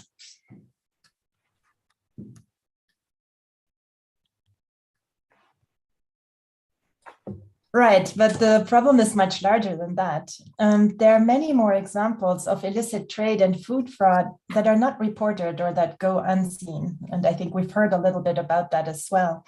It's estimated that food fraud is costing the food industry up to $40 billion each year. So what can we do to prevent this from happening? Our first high-level panel has done an excellent job in setting the stage for us and highlighting several WTO agreements that are relevant to illicit trade in food and food fraud. This second panel aims to take a deeper dive and hear from technical experts and from the private sector in more detail what concrete and practical approaches and solutions exist to tackle the problem. So with that, let me introduce our experts of today, and I hope I pronounce all the names correctly. Marco Musumeci, Program Coordinator at the United Nations Interregional Crime and Justice Research Institute, UNICRE, who is joining us from Torino. Jan Meij Sohn, Senior Lecturer in Food Safety Management at the University of Central Lancashire. Very happy to have John Spink on the panel, Director of the Food Fraud Prevention Academy, also Assistant Professor at Michigan State University.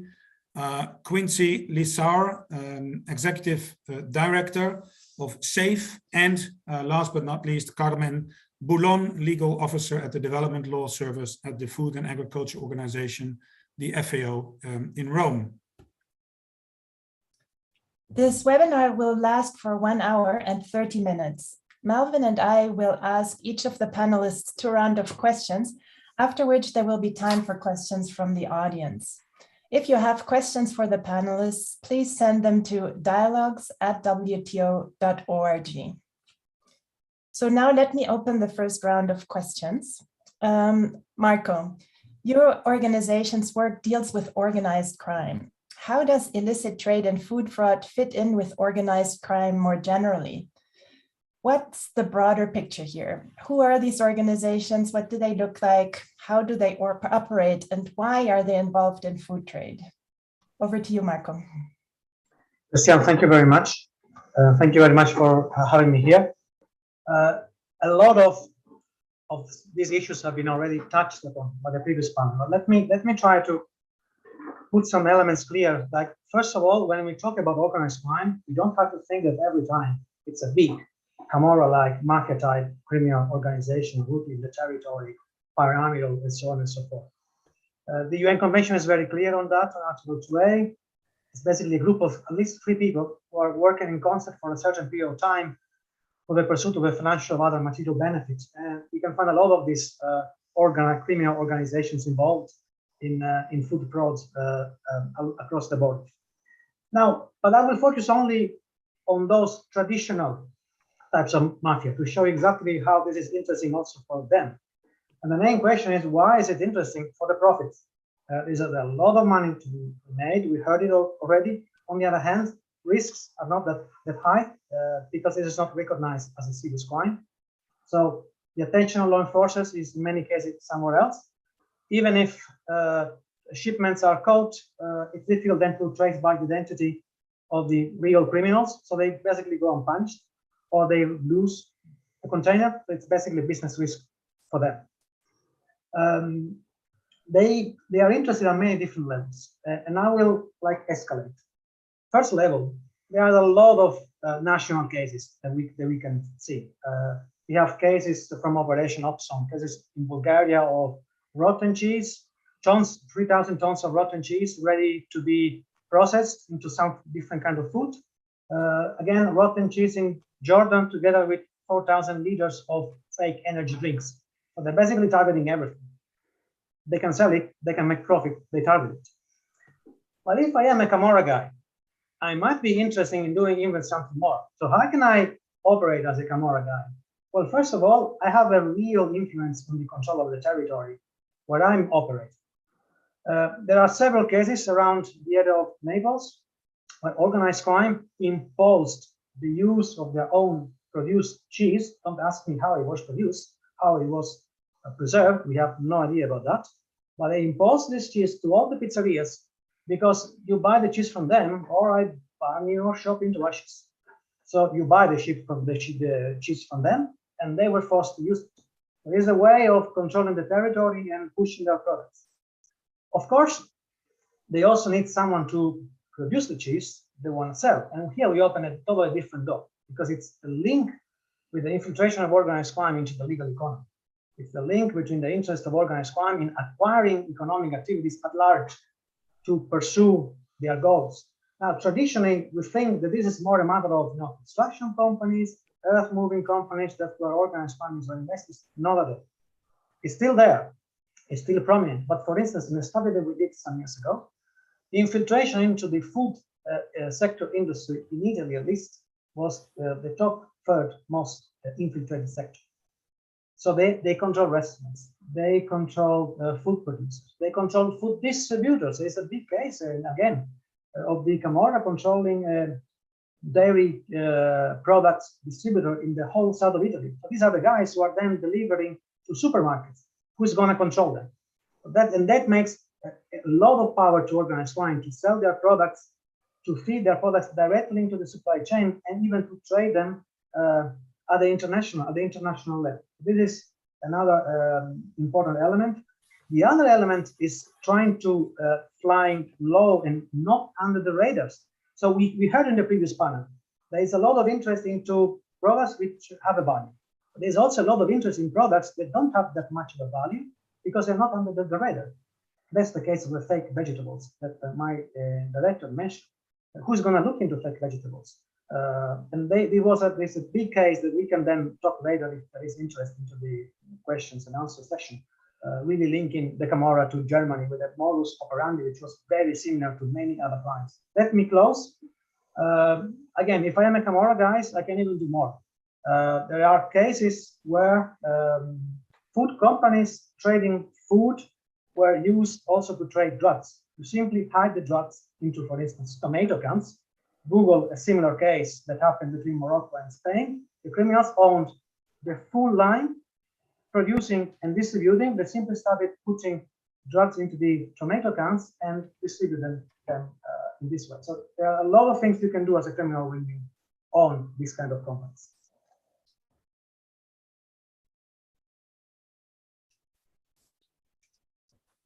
Thank you very much, Marco. And what I thought was actually quite interesting, how you also described kind of almost a supply chain of producers, suppliers, transporters, etc., who are all involved. And we certainly will get back to that.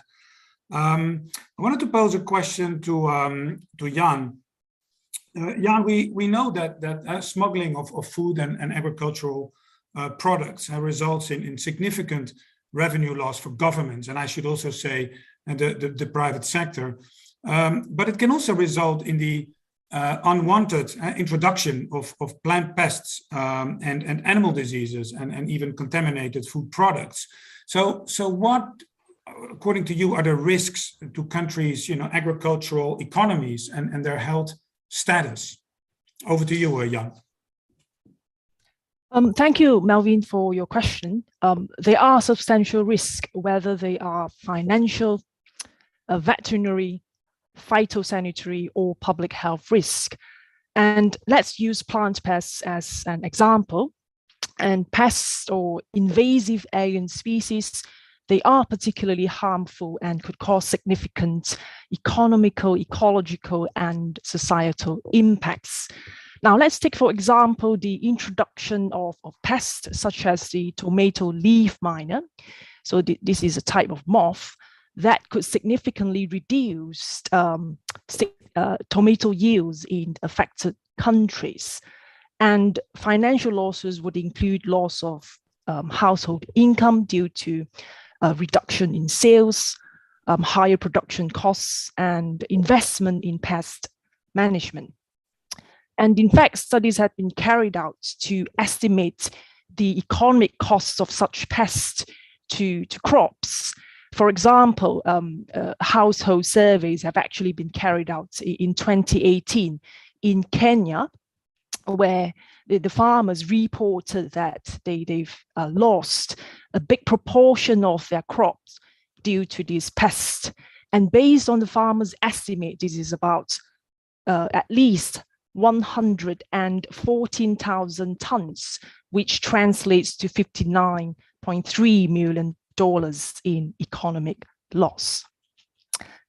And the higher panel just now, they've also touched very briefly on illegal, unreported, and unregulated fishing.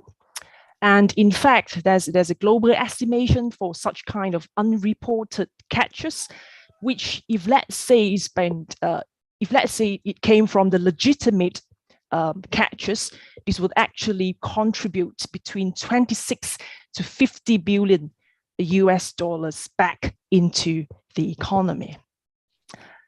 And you've also asked about the health risk. So in terms of the health risk, smuggled goods, they would often not be subjected to stringent food safety and quality controls, and would circumvent health and safety checks. And this would pose risk where the smuggled foods would potentially carry foodborne pathogens, spread animal diseases across borders, such as the likes of foot and mouth virus, swine fever, and brucellosis. It can also affect local wildlife and biodiversity. And although this is not a food safety concern, this is more an animal disease, quite an old outbreak back in 2003. There was an outbreak of virulent Newcastle disease among local poultry farms in California, in the United States, where this particular disease is a viral, contagious, and fatal disease that affects domestic poultry and bird species. And it was thought to be smuggled, caused by smuggled game birds from Mexico. And because of the outbreak, it actually incurred an eradication cost of $168 million to the local poultry farmers. So as you could see, the examples that I've just described, those represent direct, tangible costs or damages to the economy, but we will also need to consider the risk in terms of, the cost in terms of the long-term health impacts, fatalities, social welfare costs, loss of labor earnings, environmental damage, as well as loss of trust in the food business and authorities. I think I will end here for now. Back to you, Melvin and Christiane. Yes, thank you. I've taken note of, it's true that by smuggling or illicitly trading food, one circumvents not only the tariffs that might be due, but also the other controls, especially the SPS controls that I deal with in my work. So apart from costs to health, of course, huge costs for pest or disease eradication, as you mentioned, apart from food security, loss of trust. These are all very important points. I think we will return to this part of the illicit trade a little bit later on. Before doing that, I wanted to ask a question to John. We've talked about food fraud and the criminal organizations. We've talked about smuggling. There are some other points of food fraud that we have addressed a little bit less, although they were alluded to in the first panel, and those relate to intellectual property infringements, for example, counterfeiting and other types of intellectual property related fraud. Could you, John, elaborate on the intellectual property angle a little bit, and how significant is this problem, if you can shed any light on that and what forms it does take? Well, number one, crime is so hard to judge. That's the dark figure. So we do have a lot of estimates, got a lot of understanding of different problems. We talk, just even this whole day has been talking more about problems and new issues. I've learned a lot of things that I hadn't heard of, the drugs in tomato cans. So that's news to me. I think that we can get overwhelmed by that. And if we step back and say, well, and we'll look at intellectual property specifically, but to step back and say, here's all the different issues. Let's go into the details. We want to be details. We're scientists. But if we think about food fraud, well, it was first really clearly reported in 1822. Frederick Ackum wrote a book on a treatise on adulterations, but to note, he didn't actually define it. He just told us a lot of things about it. Well, we've been 200 years just talking about it. I think that what is a shift is then to say, yes, there's all these different problems. Let's break it down to the details and let's look at the root cause, that human adversary. And I think it's that shift to prevention and looking at the problem outwards, because intellectual property is a key part of it. There's smuggling, things like that. And so we also have this challenge. If we start to look at things specifically like intellectual property, where does that fit in with the other resources? What about efficient use of our resources? I mean, if we spend $1 billion on trying to reduce true intellectual property counterfeiting of food fraud, what would our result be? And I think that's been where a lot of times things have broken down. I think to step back is to look at this holistic view of it. And WTO is clearly one of the leaders, but one of the leaders, not only. Like SSAFE with Quincy, it looks from the industry side, the Global Food Safety Initiative. Interpol Operation Opsin is now looking at the holistic approach of doing a global type vulnerability assessment. Countries are doing vulnerability assessments. And at that point, you can start to say, what's the role of each person, each group in that efficient overall work? We have to work together, or we're 50 different individuals and the bad guys move between us. That leads into the question of like intellectual property rights, counterfeiting. Where does that fit into the hierarchy? Well, the question I would ask is, let me see the vulnerability assessment. Show me the global WTO assessment of what are the biggest risks. What are the direct costs to us? I see that from the supply chain management side is what are the direct and indirect costs?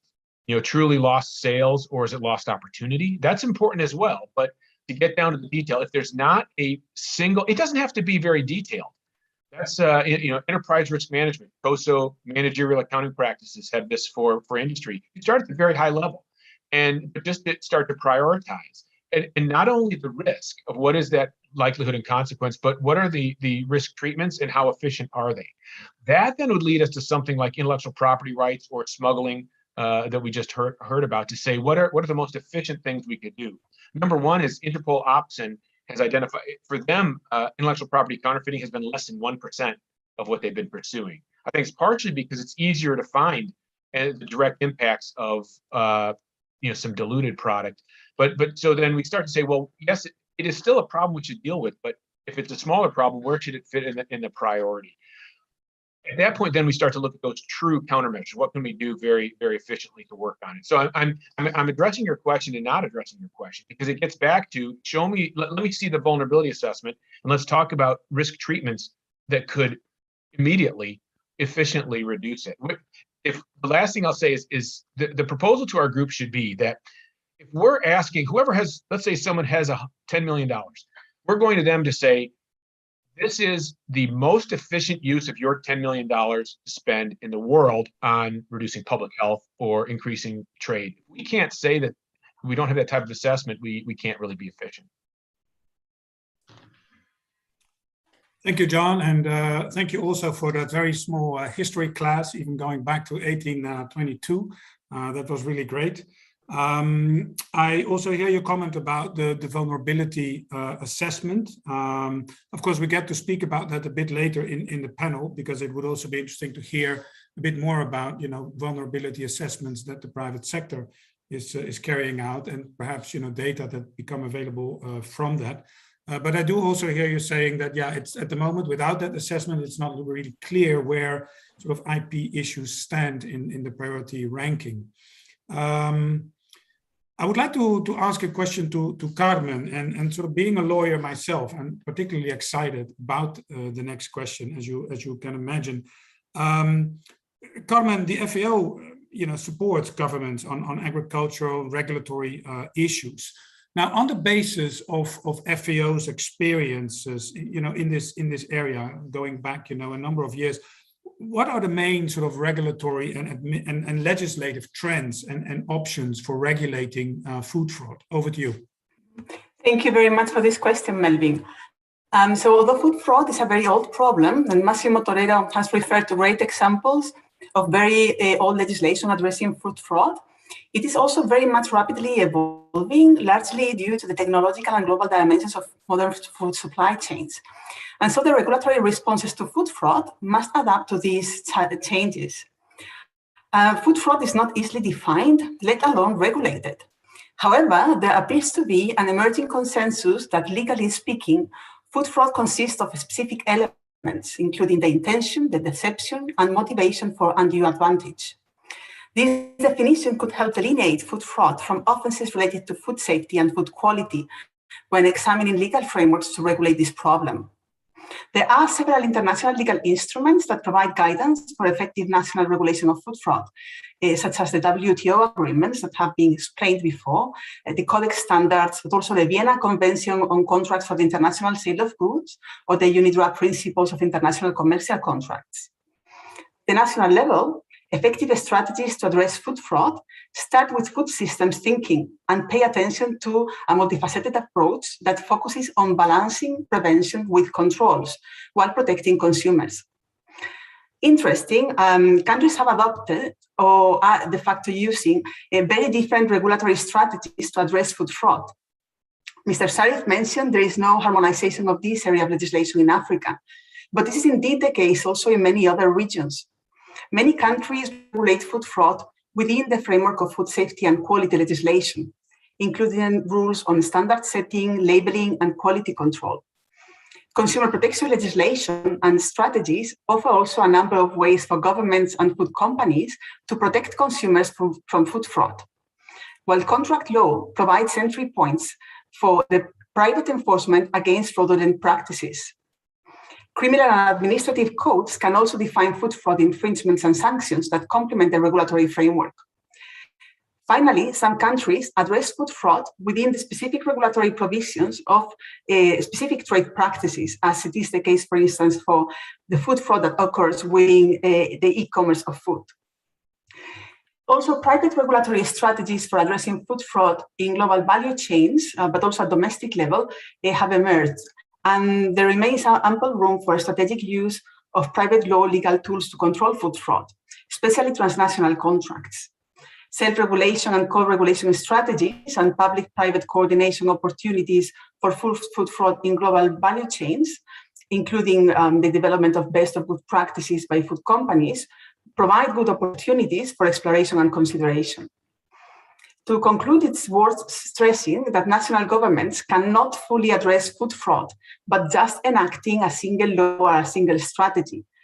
Food systems thinking about multiple strategies and coordinated efforts amongst government agencies and with the private sector will be required for that. So I hope this responds to your question, Melvin, and over to you.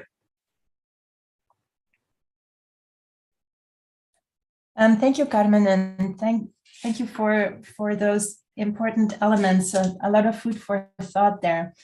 I especially would like to pick up on your point that food systems thinking is required, that there you cannot really address, one agency alone cannot really address this problem. You need cooperation and coordination across different agencies, which I think is often important and particularly challenging to implement in practice. And I also take good notes, and I think we would like to return later on to your point about value chains and good practices by the private sector and in that sense. Moving on then to hear a little bit about the private sector perspective, Quincy, you work with food companies. And apart from losses to the economy, food fraud, of course, is a big problem for individual companies. What's the private sector perspective on illicit trade and on food fraud, and what is SAFE doing to address this? Over to you, Quincy. Well, first and foremost, good morning, and thank you very much for the opportunity to spend a few hours with yourselves talking about this very important topic. Just a little bit of background about SSAFE for those who do not know who we actually are. SSAFE is a non-profit membership organization that was set up about 20 years ago coming out of the avian influenza crisis. The core purpose really for SSAFE is to work as a PPP, a public-private partnership, and it really goes nicely to some of the comments that have already been made about the importance of collaboration. That really has been the purpose of SSAFE since the moment that we were founded, working collaboratively between the public sector, intergovernmental organizations, NGOs, academia, and the private sector to address emerging issues that affect the safe supply and trade of food around the world. Within that context, then, SSAFE has been working quite closely, particularly with the Global Food Safety Initiative, GFSI, and a number of other organizations on addressing some of the concerns around food fraud and trying to develop some tools and guidance and advice around how we can collaboratively work to strengthen the food supply chain and reduce the amount of fraud that actually occurs.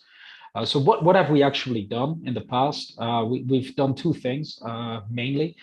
First, when GFSI came out with its requirement that organizations, that food companies undertake a vulnerability assessment and implement a mitigation plan for vulnerabilities that they identify, we as SSAFE came together with leading academics from Wageningen University and some other organizations to develop a free tool for companies to use to assess their vulnerabilities. It does not provide any mitigation techniques, simply because one, we don't know from the answers to the actual questions within the tool what the specific situation is within an individual company, but it'll give any specific company a very good feel for where they are vulnerable and therefore build their mitigation plans based on those vulnerabilities they identify. What we have done in addition to that is work very closely with three leading academics and 2 industry experts to create a series of video lectures. John actually is one of those particular speakers and did a fantastic job with us to look at food fraud, food defense, and food integrity. What it is, how it differs between them, and how you can actually then implement and undertake specific activities to strengthen your organization to try to combat food fraud, strengthen your food defense from a malicious attack point of view, as well as strengthen the integrity of your organization as a whole. Now, coming back to the point then of working on this collaboratively, why is that so important? Well, the sphere of influence of a business is, in certain cases, quite strong. Your sphere of influence within your own company is big. But the sphere of influence when you go into your supply chain is already weaker, and even beyond that, outside of your supply chain, completely out of your control. Therefore, if you just work individually looking inside within your own company, you're not going to be able to do enough to really address fraud within your direct sphere of influence. And therefore, it's important to work with the authorities, as was mentioned earlier. It is important to work with your suppliers. It's important to work with experts to continue strengthening and reducing food fraud. We're never going to get down to zero. Fraud will always be out there because the economic opportunities are out there, and the desire to commit fraud is too big. However, anything that we can do to put controls in place will help strengthen the food supply chain as a whole, protect consumers, protect business reputation, and ultimately make sure that we reduce the risk of this occurring. I'll leave it at that for now. Thank you, Christian. Thank you, Quincy, and that was very good information, and congratulations on that initiative there. Actually, I wanted to ask you a follow-up question, if I may, Christiane. I was wondering, you developed this tool. What do you see are the experiences so far? I mean, how is the tool being used? And I know the collaboration also with GFSI, but is this also a tool that, for instance, can be used by small and medium enterprises, for instance? Over to you, Quincy. Great question, Melvin. Thank you. So yeah, the tool is available in 10 different languages. It's designed to be applicable to any type of food business, large or small, anywhere across the food supply chain from farm to fork, as well as anywhere in the world. So it is quite flexible in that respect. One of the challenges that we have is that there are two versions, or there were two versions of it, an online version and an Excel version. The online version is no longer available. That was a temporary offer that we have together with PwC. We do know that over 100,000 companies have either used the online version or downloaded the Excel version of this particular tool. So that alone already demonstrates that companies do see this as an area of risk, do see it as an important area of risk to actually address. And obviously the requirement coming out of GFSI that you need to do a vulnerability assessment helps in that respect as well. That then said, what are some of the numbers that we've seen coming out of it? Well, it's very difficult to say. It is a self-assessment tool, and therefore how people actually answer also has cultural elements that come into it. It has regional elements that come into it, and also where the levels of risks are in different parts of the world. So the numbers there, I don't really want to touch on. What I would like to mention, though, is that one of the studies that Wim Huisman from the VU University in Amsterdam has done internally, and this is anecdotal, it isn't scientifically published or information that has been verified through an in-depth academic study. But nonetheless, what he has seen is that there is a strong indication that fraud actually usually tends to occur within the direct sphere of influence or within the four walls of a company itself. And he's done some studies that indicate that it could be as high as 65 to 70% of fraud actually occurs within the direct sphere of influence of the company itself. And that means within its own employees or within its own four walls. Of course, beyond that, we know that within the supply chain, fraud occurs as well. Now, not always does this create a food safety risk or a health risk to consumers. It can, it doesn't necessarily. But even if it doesn't create a health risk, it creates a reputational risk for the business, a financial risk for the business, and ultimately, and this is probably where I would be most concerned, is consumer trust in the entire food system. And then whether you're working for the UN, the WTO, an academic institution, or a company, the more that consumer trust gets eroded, the worse of a situation we really end up in. Thanks, Quincy. That was very informative. And basically, Yeah, you and also Carmen have already led us into sort of ways, and highlighting sort of ways to address food fraud. We're going into a second round of questions where we would also like to discuss a bit more some of the potential, approaches and solutions that are out there. And I would like to start, with asking a question to Jan.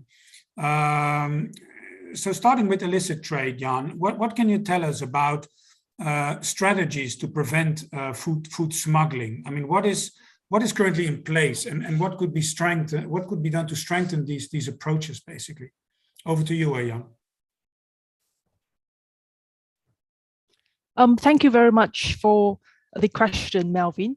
Now, in terms of some of the existing strategies against food smuggling, this would include surveillance and control activities at entry ports for your various consignments.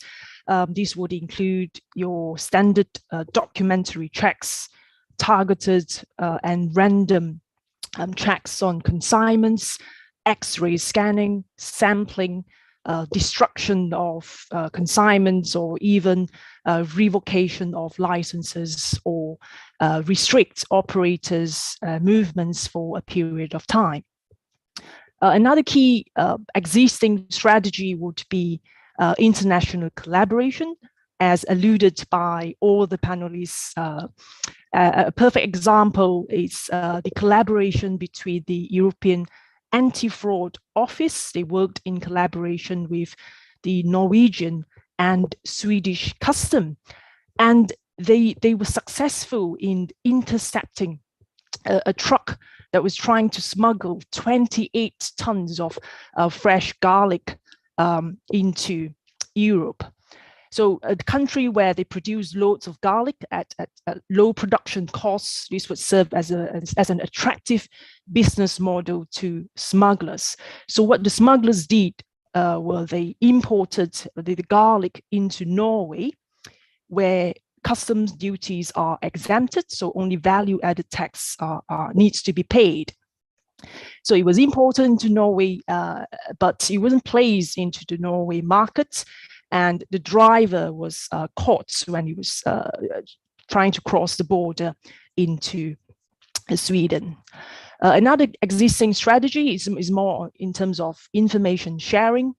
For example, we have the rapid alert system for food and feed. So this is a platform that actually is developed to exchange and share information between members to ensure food and animal feed safety in EU. And again, such kind of sharing of information would be key. So for example, my colleague and I, we've scrutinized the data in this database, and between 1987 to 2017, there were 347, so this is an underreported number, over 300 notifications of illegal imports and food trade incidents logged within the database. And such kind of intelligence could be used to support border inspections in targeting country of origins or specific food and drinks, as well as to support horizon scanning approaches. Now, you've also asked about what could we do, what could we further do to strengthen our strategies. I must emphasize that we need to achieve top-level political ownership and foster political will among government officials at all levels to ensure sufficient prioritization to combat illicit trade, as well as to ensure that the necessary resources are made available. Secondly, we should continue to support the capabilities of developing and least developed countries to defend against illicit trade by taking stock of the national countries' experiences, what are the priorities, the challenges, and requests for assistance, while taking into consideration specific in-countries efforts that would be relevant, valuable, and effective for the country. And thirdly would be in terms of understanding the size and the nature of the illicit trade. So with better data, we'll be able to utilize such kind of intelligence to identify vulnerable areas. So we could then implement countermeasures against smuggling or illicit trade. And my final point would be to take advantage of local knowledge, again, as stressed by Quincy, in terms of the public-private partnership. This is key. So having this combined intelligence and resources would help us to deter smugglers, because smugglers, they are highly ingenious, they are stealth, and would think of very creative and multiple ways to conceal smuggled goods across borders. And it is through this combined public-private partnership, shared intelligence and resources, then only we could deter and prevent smugglers. Right. Thank you, Melvin. Christian, back to you. Yeah, thank you. Very, very interesting points. I had never heard about garlic smuggling, I have to admit. I took note of your call for the need for better data, not only to design better countermeasures, but I think it would also be important in terms of deciding how many resources to dedicate to combating it, and thereby also creating the ownership and the political will. Once you know how big the problem is, it's easier to motivate people to fight it, of course. Continuing on our discussion on approaches on how to address these problems, Marco, from your point of view, what are some promising approaches for dealing with organized crime in relation to food fraud? You already started to allude to some of them in your first intervention, but could you elaborate a little bit? Well, Christian, thanks. And you answered a lot of the things that I also want to say. So I will try to build a little bit on what she said and try to differentiate. I think, first of all, I will also link a lot with what John said and Quincy. I think probably, John, I'm a little bit easier position to reply to some of the elements that you said, which is the threat, which is the impact. Why are we even doing that? And again, from the organized crime perspective, that's why I said easier for me, because from my side, we are simply allowing organized crime to have some sectors of criminal activities, of illicit activities that they can develop, from which they are profiting, from which they are obtaining financial capacity to then reinvest in other crimes and boost their overall activities. So that's why for me it's easy, because if we go to other sectors, it might be a little bit more complicated. But let me also touch a little bit on what was said by the previous panel, and by Jan. Of course, the key element is raising the profile of this kind of crime. So we have to communicate to law enforcement and policymakers that these are not something different from organized crime, at least from what we are seeing. This is one of the many forms and manifestations of organized crime. I'm not saying that 100% is organized crime. Probably it will be 50%. But if we dig, in many cases, I think we will find some links to organized crime. Now, is this enough? Of course not. Because then when you go to a law enforcement, you go to the police, you go to the customs, they say, okay, prove it. What do we do? Which is the evidence? Which are the investigations? Which are other cases? How they were investigated? How did you unfold organized crime, if ever? And this is something that we started to do with the EU IPO, with the European Union Intellectual Property Office. There is a network of prosecutors there, and we are feeding this network with complete case studies. And we are dissecting investigations from the starting point to the collection of evidence, analysis of evidence. The message is go up into the criminal chain. If you stop at raiding a warehouse, if you stop at an interception, the police raid, you are basically seeing a snapshot. For many law enforcement authorities, that's enough, because they are seizing products, they write the numbers, and that's it. But that's where the political will, also at the high level of the police officers, has to kick in. So don't stop there. Try to unfold the ramifications of that. And then we will need to provide, how do you do investigations? which are the investigative tools.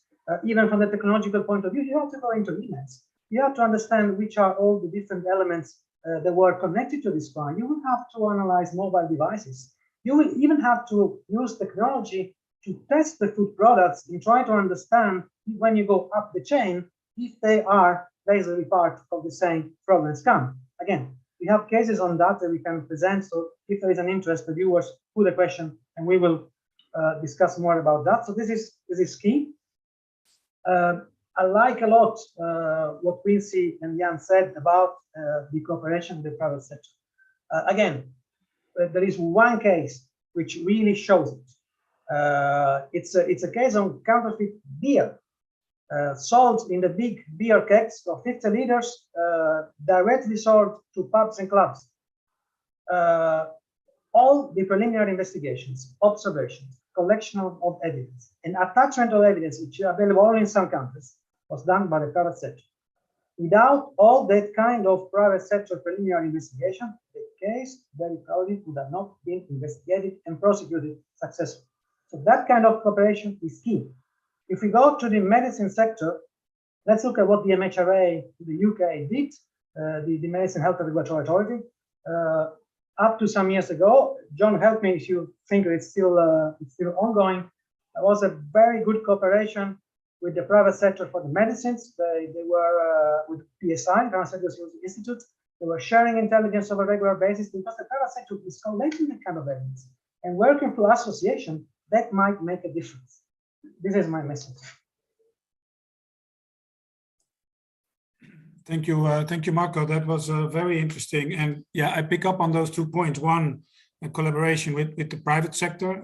Perhaps later in the panel we could also hear a bit more about how that sort of collaboration could be further enhanced.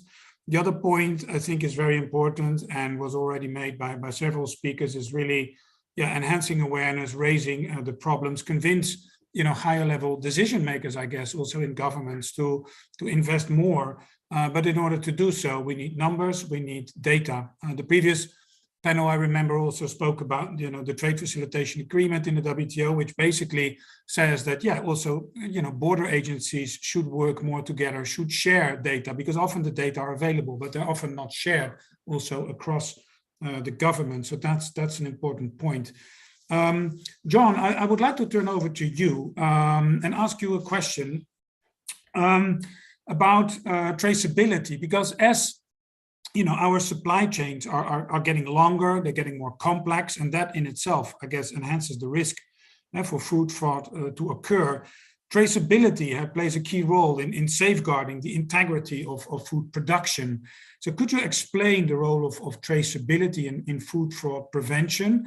And also, I think, very important question, we haven't really touched upon it yet, but sort of what is the role of innovation and technology here? Over to you, John. Yeah, well, that traceability is a really key topic, and we've done a lot of work in that area. I'm now in the Department of Supply Chain Management in the Business College. So business isn't just about industry, it's also about nonprofits, non-governmental organizations, how enterprises make decisions. So traceability is a key. If you can't identify the product, where it came from, then there's challenges. Does it help? Sure, it helps. So do a lot of things. That's the hard part about this. There's not a magic bullet. 1822 is when we first started talking about this, and we're still talking. It's kind of unsatisfying. If you think about what should we do? Should we talk more? Should we do this? Well, you know what? I should exercise this morning. I should have not had 2 donuts this morning. There's a lot of things I should have done, but I'm still here. I think that we also have to look at this with traceability, other types of technology, and let's be realistic about the resources. Is this a problem? Yes. Should there be more done on it? Yes. Okay, where's it coming from? Are we proposing that COVID response gets reduced so we can look at smuggled something or not? In reality, we're not going to get more resources. No country, no enterprise, nobody has more resources. We have to then step back and remind ourselves that we're not trying to catch food fraud, we're trying to prevent it. And all these different activities are a part of prevention. If we don't have that central assessment, then we can't really judge how the different responses are. Like, is it really, for one of you, having 2 donuts this morning may have been life-threatening. For me, it wasn't. I know my vulnerability assessment.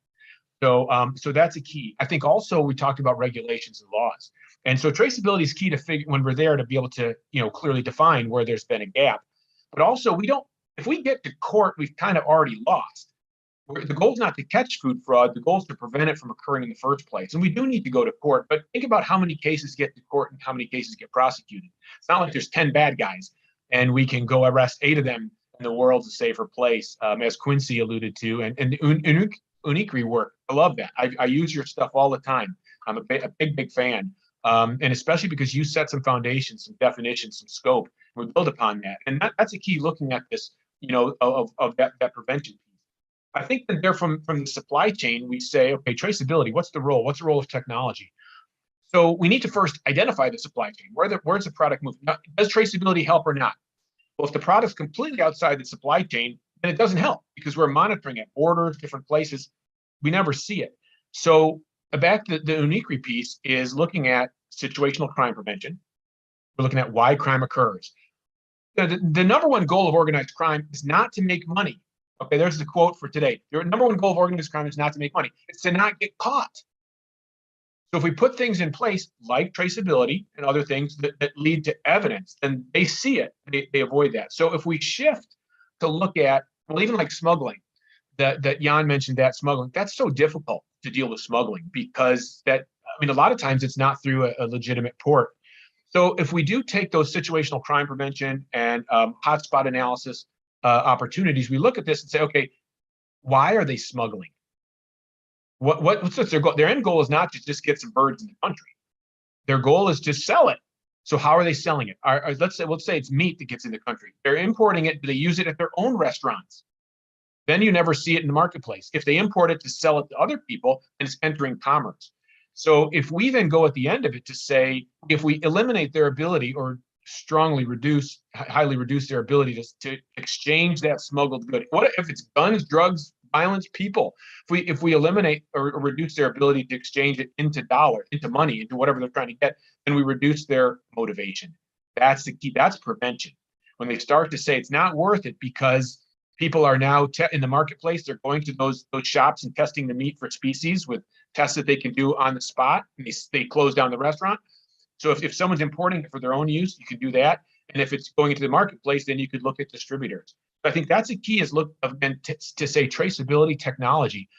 It's valuable only when we can define it in the role of very, very, very specific prevention. And the prevention is reducing that opportunity for a criminal to achieve whatever gain is that they're trying to achieve. Melvin, if I may just add to what John was saying there, our resources are quite finite, right? So the question is, how much are you going to invest in this? Take a European retailer a few years ago approached me and said, look, we've got an issue here. Instead of having whitefish come in, there is puffer fish coming in, which could potentially create a significant health risk. They had calculated that could cost the retailer alone somewhere between 500 million and 1 billion euros, both in terms of payouts as well as potential reputational risk. Does that mean then that as a company, you need to invest 500 million or 1 billion euros a year in combating fraud? No, it comes down to what John was saying earlier. You need to work on prevention. The other thing that we are often told as well is like, well, just test more, test more, test more. We know you cannot test your way out of this. And that is really for 2 reasons. Again, first, can't afford it, right? It is extremely expensive to test every single element of your product. And again, the question then is, where along the supply chain do you actually test it? And the second thing is, you can only test when you know what it is that you're testing for. What is it that you're actually looking for, right? Nobody was testing for melamine because nobody thought anybody would be crazy enough to put melamine in baby powder, right? What are we doing here? So again, testing alone won't do it. And so we have worked very closely with John and some of his other academic colleagues, some of the leading experts, to say, okay, what can we do then in order to really strengthen the prevention side of things? Part of that is traceability. Part of that is strengthening your supply chain. And the other thing that I would also add in there now is data, right? If you see major data spikes, that could be cost, right? So that could be pricing. It could also be significant changes in local sales somewhere. Yeah, that is all data points that could potentially be an indicator for, right? So the more data that we have, and we know what kind of data that we have to look at, the better position that we are going to be in to strengthen our internal programs in order to avoid fraud occurring across the organization and across the industry as a whole. Thank you. Thanks, Quincy, for jumping in here. Yes, I think that's something that maybe for lay people is more difficult to understand, and I, including me, that of course you can only test what you're looking for. So you have no idea what you're testing for if you don't know how the food could possibly have been adulterated. Very interesting point. I would like to ask Carmen next, what's the role of an international organization like FAO in this area? What can you do in particular to support developing countries in dealing with food fraud? Carmen. Yeah, thank you. Thank you very much for that question, Christiane. So FAO provides both technical and legal support to its members to strengthening their national policies, legislation, and food control systems to address food fraud and illicit trade. And this support is provided by multidisciplinary teams, including different departments, such as the Food Systems and Food Safety Division, the Fisheries, or the Markets and Trade Divisions, and the Legal Office. First, we have for decades worked with countries in strengthening their food control systems and legislation, providing the appropriate technical and legal basis for governments to prevent, detect, monitor, and address food fraud and illicit trade in all its complexity. We have mentioned here food traceability, food import control, or inspections, among others. And there is, for instance, a recent tool named the Food Control Systems Assessment Tool that provides countries with a very detailed set of questions to self-assess the status of their food control systems and legislation. And this can help them improve their preparedness and capacity to prevent, detect, and address food fraud. Give some concrete and recent examples of our work in the area of food fraud. We have recently coordinated a study in partnership with the food safety authorities of different countries, where we explored how the country was prepared from a regulatory and a technical perspective to detect, monitor, and address food fraud in different value chains. These reports were built around a set of questions to help countries to think through their regulatory and other systems and to understand what they already had in place, where they see the risks, and what can be improved. And this study was at the basis of an international meeting of experts organized to further study analytical and regulatory approaches to tackle food fraud. And as a result of this, also, we are about to publish a legal paper on the international and national regulatory strategies to counter food fraud, which will support our work with developing countries going forward. FAO also provides technical guidance complementing Codex texts, as well as scientific advice to the Codex Alimentarius processes. One of the committees of Codex, the Committee on Food Import and Export Food Certification Systems, the CCFIX, has been working specifically on food adulteration and food fraud and will continue to do so. One of the aspects that this committee has analyzed is whether food standards as approved by Codex are sufficient to address food fraud. On this basis, it has been proposed to adopt a more systemic approach that focuses not only on the quality of the product, but also on the processes that a country needs to put in place to prevent, detect, and address food fraud. Another concrete example that Jan mentioned before is the work that FAO does on illegal, unreported, and unregulated fishing, the IUU, which is intrinsically connected to fish-based food fraud, where IUU is a source of fraudulent fish.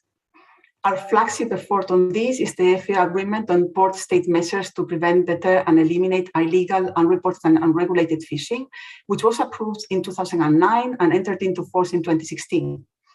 Its main objective is to prevent, deter, and eliminate IUU fishing by preventing vessels engaged in IUU fishing from using ports and landing their catches. Port state measures are requirements for foreign fishing vessels to comply with as a condition to use ports within the port state. The effective implementation of the agreement, which FAO supports, will prevent opportunities for fish fraud at the harvesting and landing segments of the fish market chain. And these are only a few examples of the vast range of different activities we undertake. and which in a nutshell include contribution to normative work, capacity development, information sharing, and knowledge building, as well as supporting developing international and national legal instruments, as some of the main ways through which CFEO supports its member states to respond to food fraud. Over to you, Christian. Thank you, or Melvin, perhaps. We are co-moderating this, and this is the first time that Christiana and I are doing this. So we're also trying to find out a little bit, who comes in where and what's our role. But, your response, Carmen, is very dear to my heart because, also in the STDF, we work a lot with developing countries. John earlier mentioned that, resources are limited, to combat food fraud. Well, in developing countries, these resources are even less. Plus, these countries have a very challenging, public, animal, and plant health situation. So I think that FAO's work in this area is very, very important. Interestingly, you also refer to IUU fishing, WTO members at the moment are negotiating an agreement to eliminate subsidies for or that contribute to IUU fishing, and they hope to achieve an outcome there at the next WTO ministerial conference. So that's also one way of how the WTO contributes in this area. Quincy, I would like to turn to you for a final question in this second round. And Marco already and also others illuminated sort of the importance of public-private sector partnership. I mean, how do you see public and private roles in addressing food fraud? And could you also tell us a little bit about sort of the role of training and education in this regard? Over to you, Quincy. Sure, and thanks for that question. Actually, before I go into public-private partnerships, just talking about private sector partnerships. So, I mean, I'm just going to move off to the side here for a second. So if you look here at the SAFE membership, one of the great things that I'm so proud of being able to be the executive director of this organization is what we have done is basically taken from the private sector leaders all the way along the food supply chain from farm to fork. Yeah. So before you can even start talking about, well, the public sector, the private sector need to be working better together. I mean, the public sector is one thing, but the private sector itself doesn't even work very well together, right? That is why there was a need to form the Global Food Safety Initiative. It is one of the reasons why SAFE was formed, because it allows us then to have a complete vision and perspective about how to address the issues that we're actually being faced with. Take, for example, horse meat, right? It was discovered at the retail end by people going in and testing minced beef in a supermarket, right? But the problem goes all the way back down into the supply chain, all the way down to where the farm was sourcing from in Eastern Europe. So if the private sector doesn't even collaborate and talk to itself, how on earth are we then also going to work together with the public sector, and particularly the intergovernmental organizations? In our case, we work very closely with both OIE on the animal health side and FAO on the, food safety and plant health side. We would not be able to have a very fruitful conversation with organizations like that, or even participate in Codex, if we didn't have a vision from what is happening across the supply chain as a whole. So the collaboration really comes down to the private sector needs to collaborate amongst itself, and then be open enough to have the discussions with the public institutions, particularly intergovernmentals, but also, if necessary, at local regulatory level to address the issues jointly. And I'm not talking about lobbying here. That, again, is one of the things that we don't do. It is not about trying to influence what kind of regulation is being put in place or anything like that. No, it's about understanding what is actually happening on the ground and then jointly trying to address the issue. So that is why we as an organization believe very, very deeply in public-private partnerships, and it's something that we've been working on for 20 years. To your point about training and education, absolutely fundamental, right? But it's a difficult thing to do, because what is it that you're teaching on? If you're just going on to, well, there's a food fraud case here and there's a food fraud case there, the criminals are always 2 steps ahead, right? Because they're always going to find ways in order to make money in one way or another. So again, it comes down to teaching about prevention, how to organize it within your organization. And just a quick side point here, one of the challenges we've seen within the private sector is, where do you even stick it within your organization? Where does food fraud sit? Does it sit under food safety? Does it sit under corporate risk? Does it sit under operations? Does it sit under quality? So a lot of organizations grapple with that as well. The more knowledge that we have about how we can better organize this, working with our academic partners and our intergovernmental partners, is a great way to help educate, learn from each other. And then what we end up doing, as I already mentioned earlier, we've developed a lecture series on that, developing papers, videos about teaching, teaching on the subject. And again, John is one of the great leaders in this particular space with his MOOCs as well. That is really the way that we're going to continue to reduce fraudulent activity across the sector. Thank you. Thank you, Quincy. That brings us to the end of our second round of questions. And now comes the time where we pick up some of the questions that the audience has been sending to the email address that we gave, the dialogues@wto.org. And quite a few questions have come in, actually. Since we were just talking about the role of education, I thought I would pick up on a question on education. And it's addressed to John, but others should feel free to jump in. Yeah. So what is the role of consumer education and awareness raising in food crime? And can food crimes be prevented through this route? And then also, since it's, I think, linked, what should we do about fake online stores and the social media websites that are used as vehicles for the sale of illicit foods?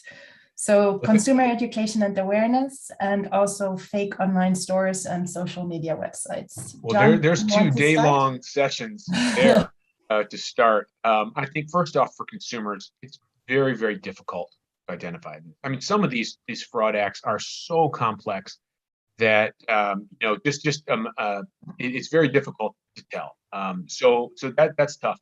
I think actually I need to say about Codex. I think Codex is that's to step back. The number one role of Codex that I've been saying this starting from the very beginning. I don't know, 5 years ago, is just to have a common definition in Codex. And so if we're looking at even how we're going to address online marketplaces and consumers, we have the definition, and it's there, and that's what's happening. Also, the scope. Is online included in that? What is the role of the consumer? That's something that Codex can have in it or not. But the key is prevention, to shift the focus to prevention. Too many times we've gone around trying to catch it. If your basement's flooded, you don't care how it got flooded. It could be a small crack or a window open. You're just trying to stop it. And so Codex is looking at prevention. And I think that's in the title of the current draft, the prevention of. And then the part is to say training for consumers and industry as well. I think it does get back to what do we need to do and what's possible. We don't want to just be informing, like, here's another food fraud incident. That's valuable, yes, but that's not really education. And education is about the concept, and that's not really training. Training is how you're actually responding to it. And Quincy mentioned our MOOC. So we have massive open online courses, free open online. They're free. And the key is, if one person in the world doesn't take it because it costs, then we all lose. We need to educate on things like what's going on in Codex, the definitions. That's a key of that education and training at the start. And then beyond that is looking at, whether it's researchers or practitioners. Researchers need to, information technology computer scientist, they don't know what food fraud is. They just look at traceability and say, oh, more computing power. So to educate them on their role in this, once they know their role, engineers are great once we give them a clear definition. And the other part of that is the practitioners. So people that are actually out there trying to do assessments and prevent it, to help them move along with the best practices that we all are putting together for them. And look, UNICRE, FAO, WTO, Codex, all key partners here. That gets down to, let's say, then what are good examples? And we were involved with the USDA, U.S. Department of Agriculture. The National Organic Program has 20 videos, and they're free training sessions, but we have 2 on organic fraud in the criminal mind and prevention. And it's looking at, applying a regulation. It's looking at GFSI, as Quincy was saying, vulnerability assessments, how to do it. And also then for inspectors, how to look at what is a good program and how to help people. An inspector is different than an auditor. So I think that to have it moving forward is, the scope of what could consumers do, online marketplaces is back to still what's the problem, and then building on the education piece, what do we do about it? It gets very specific. So if we talk, again, if we're talking about open courses or USDA, things like that, that's the way to move forward. Thank you, John. That was very insightful. We're actually receiving a large number of questions here. So in answering, I would kindly ask the panel to keep the answers succinct. Well, we have your videos also, John, to look at. So that's great. I was wondering, a question for Jan. Someone is asking, has your work shown any particular findings, links or positive correlations between food export restrictions and spikes in illegal food trade? Over to you, Jan, to answer that question. Thank you very much, Melvin, and the viewer, for the question. The short answer is yes. As the country's regulatory restrictions increase, this would actually increase underground smuggling of food products through the border. Another area would be in terms of differentials of import tariffs as well. That also needs to be considered. If, let's say, a country has high import tariffs or strict restrictions, people would try to circumvent those barriers, and this would definitely, there is a correlation between that. Thank you, Mary. I'm trying to keep my answers as short as possible.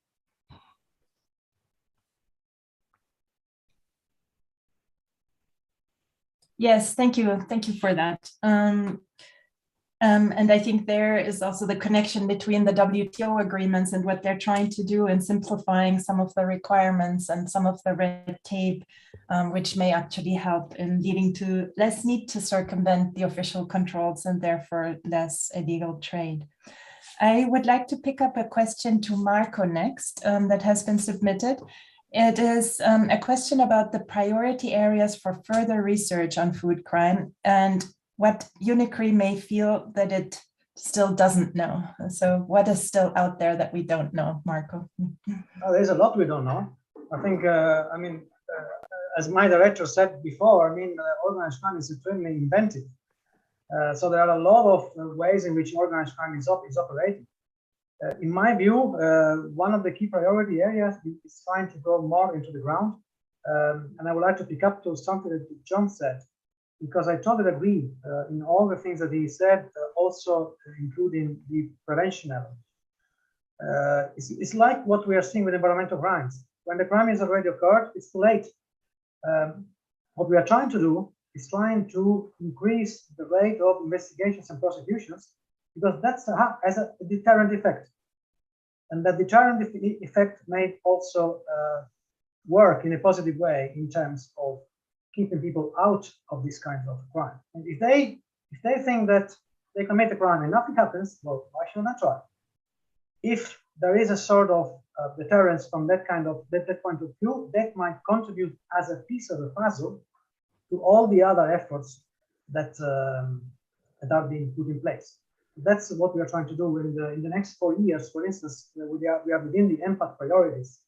We're going to build a handbook in cooperation with the EU IPO to really train investigators, police officers, and prosecutors on prosecuting these kind of crimes.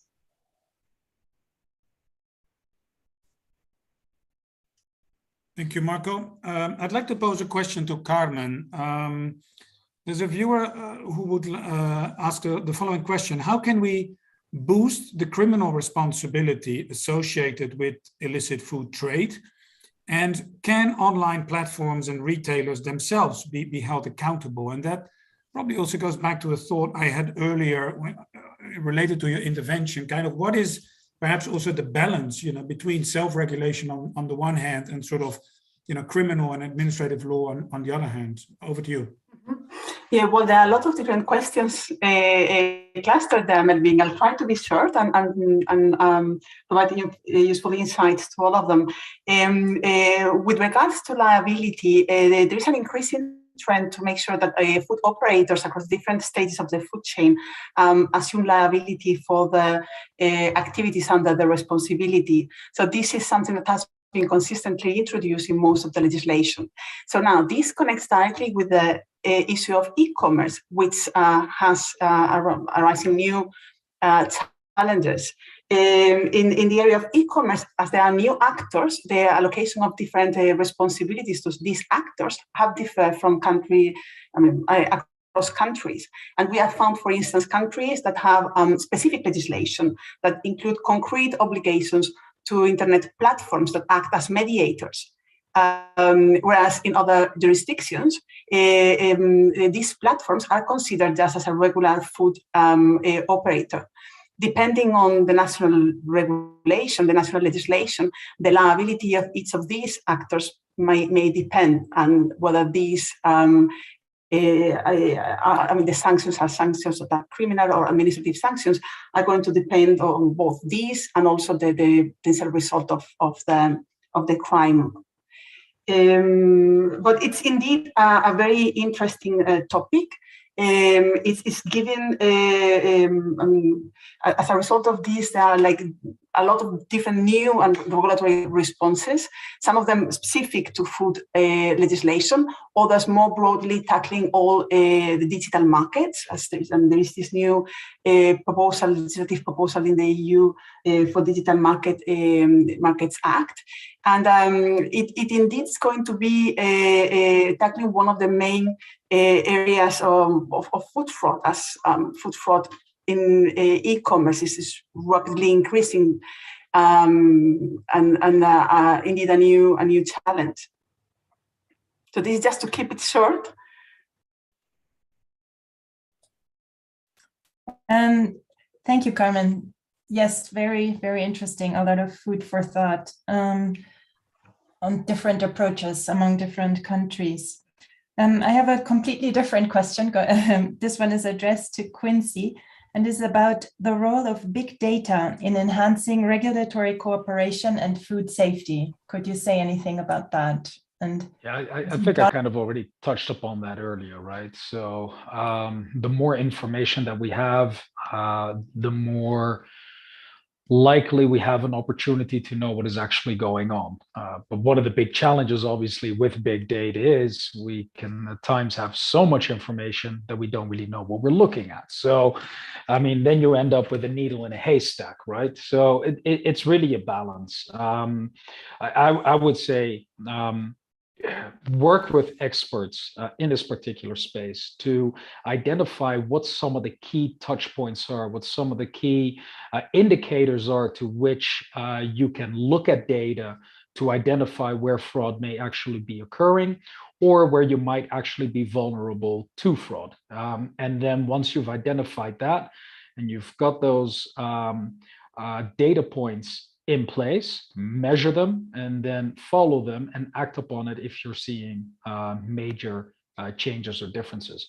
But it is very complex because ultimately, what data do you actually end up looking at? I mean, you've got so many different data points that it is important. It's definitely a useful tool, but it's also not the end all or the holy grail of solving the problem either. Thanks, Quincy. I have a question which is not specifically directed to anyone in the panel, but I think it's an interesting question, and I'm not sure who's best placed to answer it. Perhaps Marco, you could have a go at it first, and others could come in perhaps. The question is, what do we know about the role of cryptocurrencies in food fraud? I can't directly say in food fraud. I can talk in general about organized crime and cryptocurrencies. Well, this is one of the ways towards which organized crime has been shifting. Not only recently, it's going on since a number of years, because they say it's basically not identifiable. We know it's not true.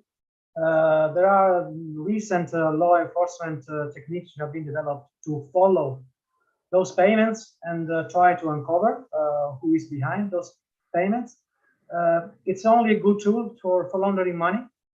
So I think when we see the organized crime is involved, I would not be surprised to find at some point cryptocurrencies. I don't have honestly cases on that. So I can't refer to a concrete case. I'm guessing because organized crime is involved. I don't know if any of the other panelists, for instance, have experience with illicit food sold over the darknet, because that could be and also a good link with the payment in cryptocurrencies. But I don't have direct experience with that. Melvin and Christiane, can I add something to the cryptocurrency, please? Please, go ahead. Thank you. So thank you, viewer, for the question on the role of cryptocurrency. What I would say is that in terms of food fraud, we actually borrow this concept of cryptocurrency to also implement blockchain technology within the food supply chain. So again, very closely related to traceability as highlighted by John. So in this case, a blockchain technology is again another potential tool that can be used to prevent food fraud. So essentially, let's say you have your whole food supply chain from your the farmer right up to the customer, and throughout the whole supply chain, we have very complex transactions taking place, and each of these transactions will be logged, approved by the whole supply chain, and once it's logged, it's verified and can no longer be changed. And this particular characteristic makes it very difficult for a fraudster to infiltrate and change the whether they are monetary transactions, records associated with the particular food in the supply chain. So in terms of the role of cryptocurrency, it is valuable in giving us an idea on using it as a tool to combat food fraud. Thank you. Thank you for making that link. Yes, that is true. Blockchain has, of course, an important role to play with respect to traceability if you're looking along the value chain. I have a completely different question again, and this is one that was left over, so to speak, from the first panel, where there was a question on plain packaging. You may be familiar with the concept of plain packaging in the tobacco sector, and it has sometimes been proposed as well for certain food items. And the question related to how this related to food fraud and illicit trade. Would anybody be interested in picking this one up? Any thoughts on this link? I have some thoughts. Again, if the panelists don't mind, I don't want to be hogging the video. Go ahead. So again, as alluded by the higher level panel, in fact, the use of plain packaging could benefit or disadvantage the fraudsters. So let's say through plain packaging, you make it much easier for counterfeiters to produce such kind of packaging. But on the other hand, it can be a deterrent because plain packaging would be at a leveled playing field. So there's no what do you call it? What would be the word for it? There's no advantage in trying to supply the food product, trying to misrepresent the food with a premium brand, for example. So it can work both ways in terms of the utilization of plain packaging. But that is just mainly from the food fraud perspective. I'm positive that the utilization of plain packaging is much more encompassing, including from the nutritional, the marketing, and health point of view. Thank you.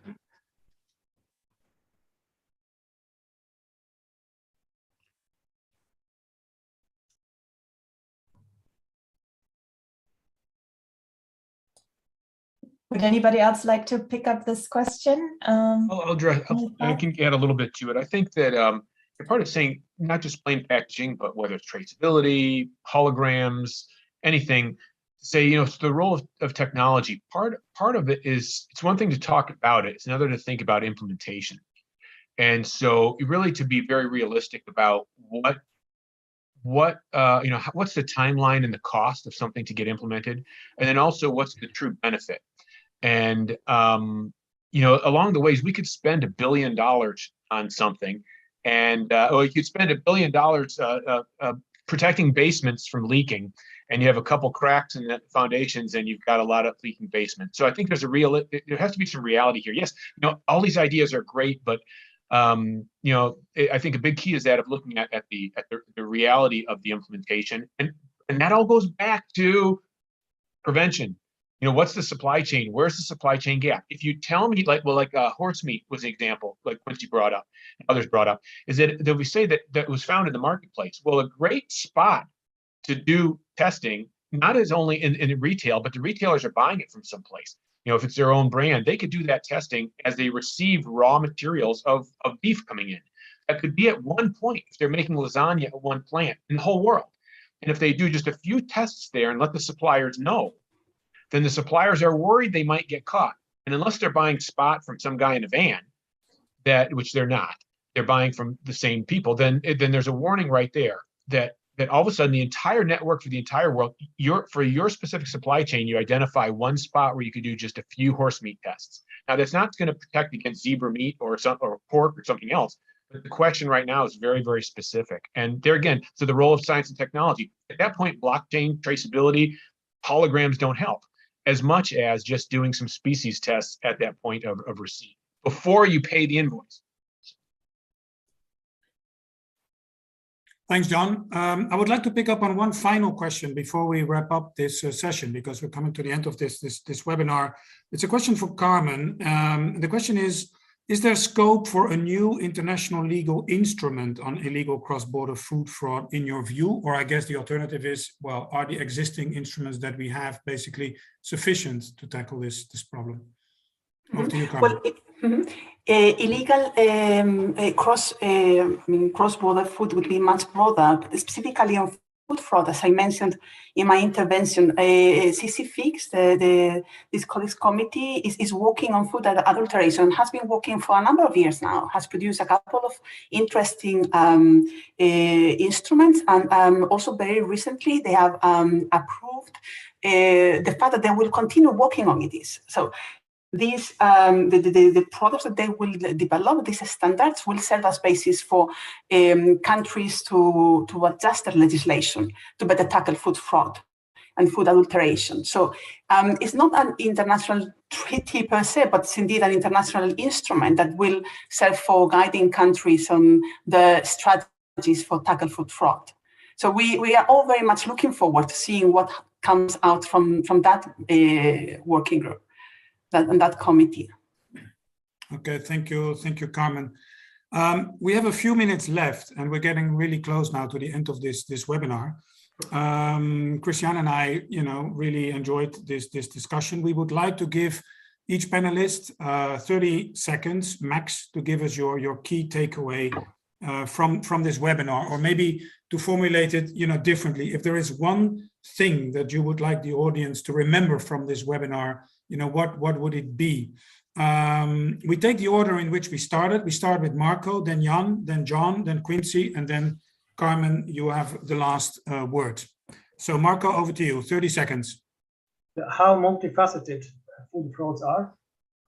And probably if all the members of this panel will sit together for one day brainstorming, we would come out with a very interesting strategy.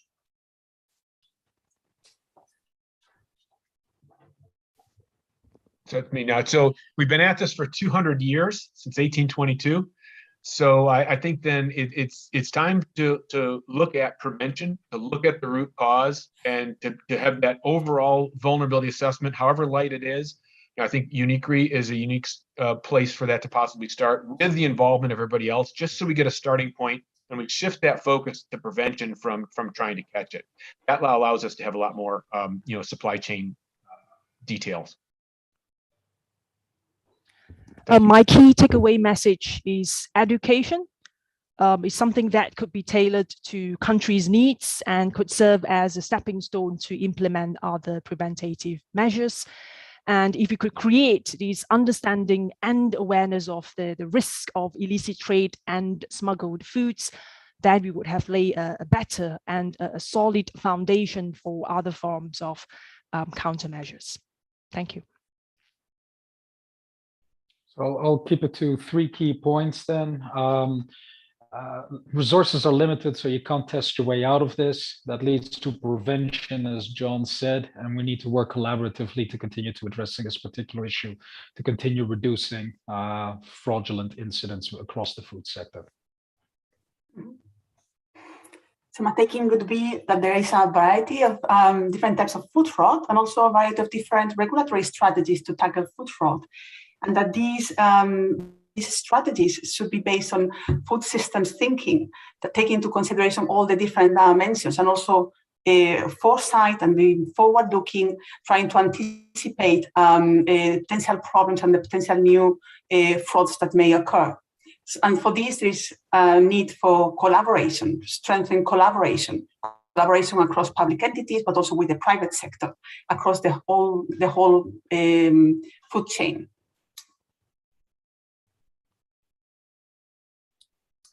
Thank you very much. That brings us exactly to the end of our session. Our warmest thank you to all the panelists for your interactive participation and your very thought-provoking contributions. Many thanks from Melvin and from myself. Thanks to you. Thank you. Bye-bye. Thank you and goodbye. Bye. Bye-bye. Thank you. Bye. Bye-bye.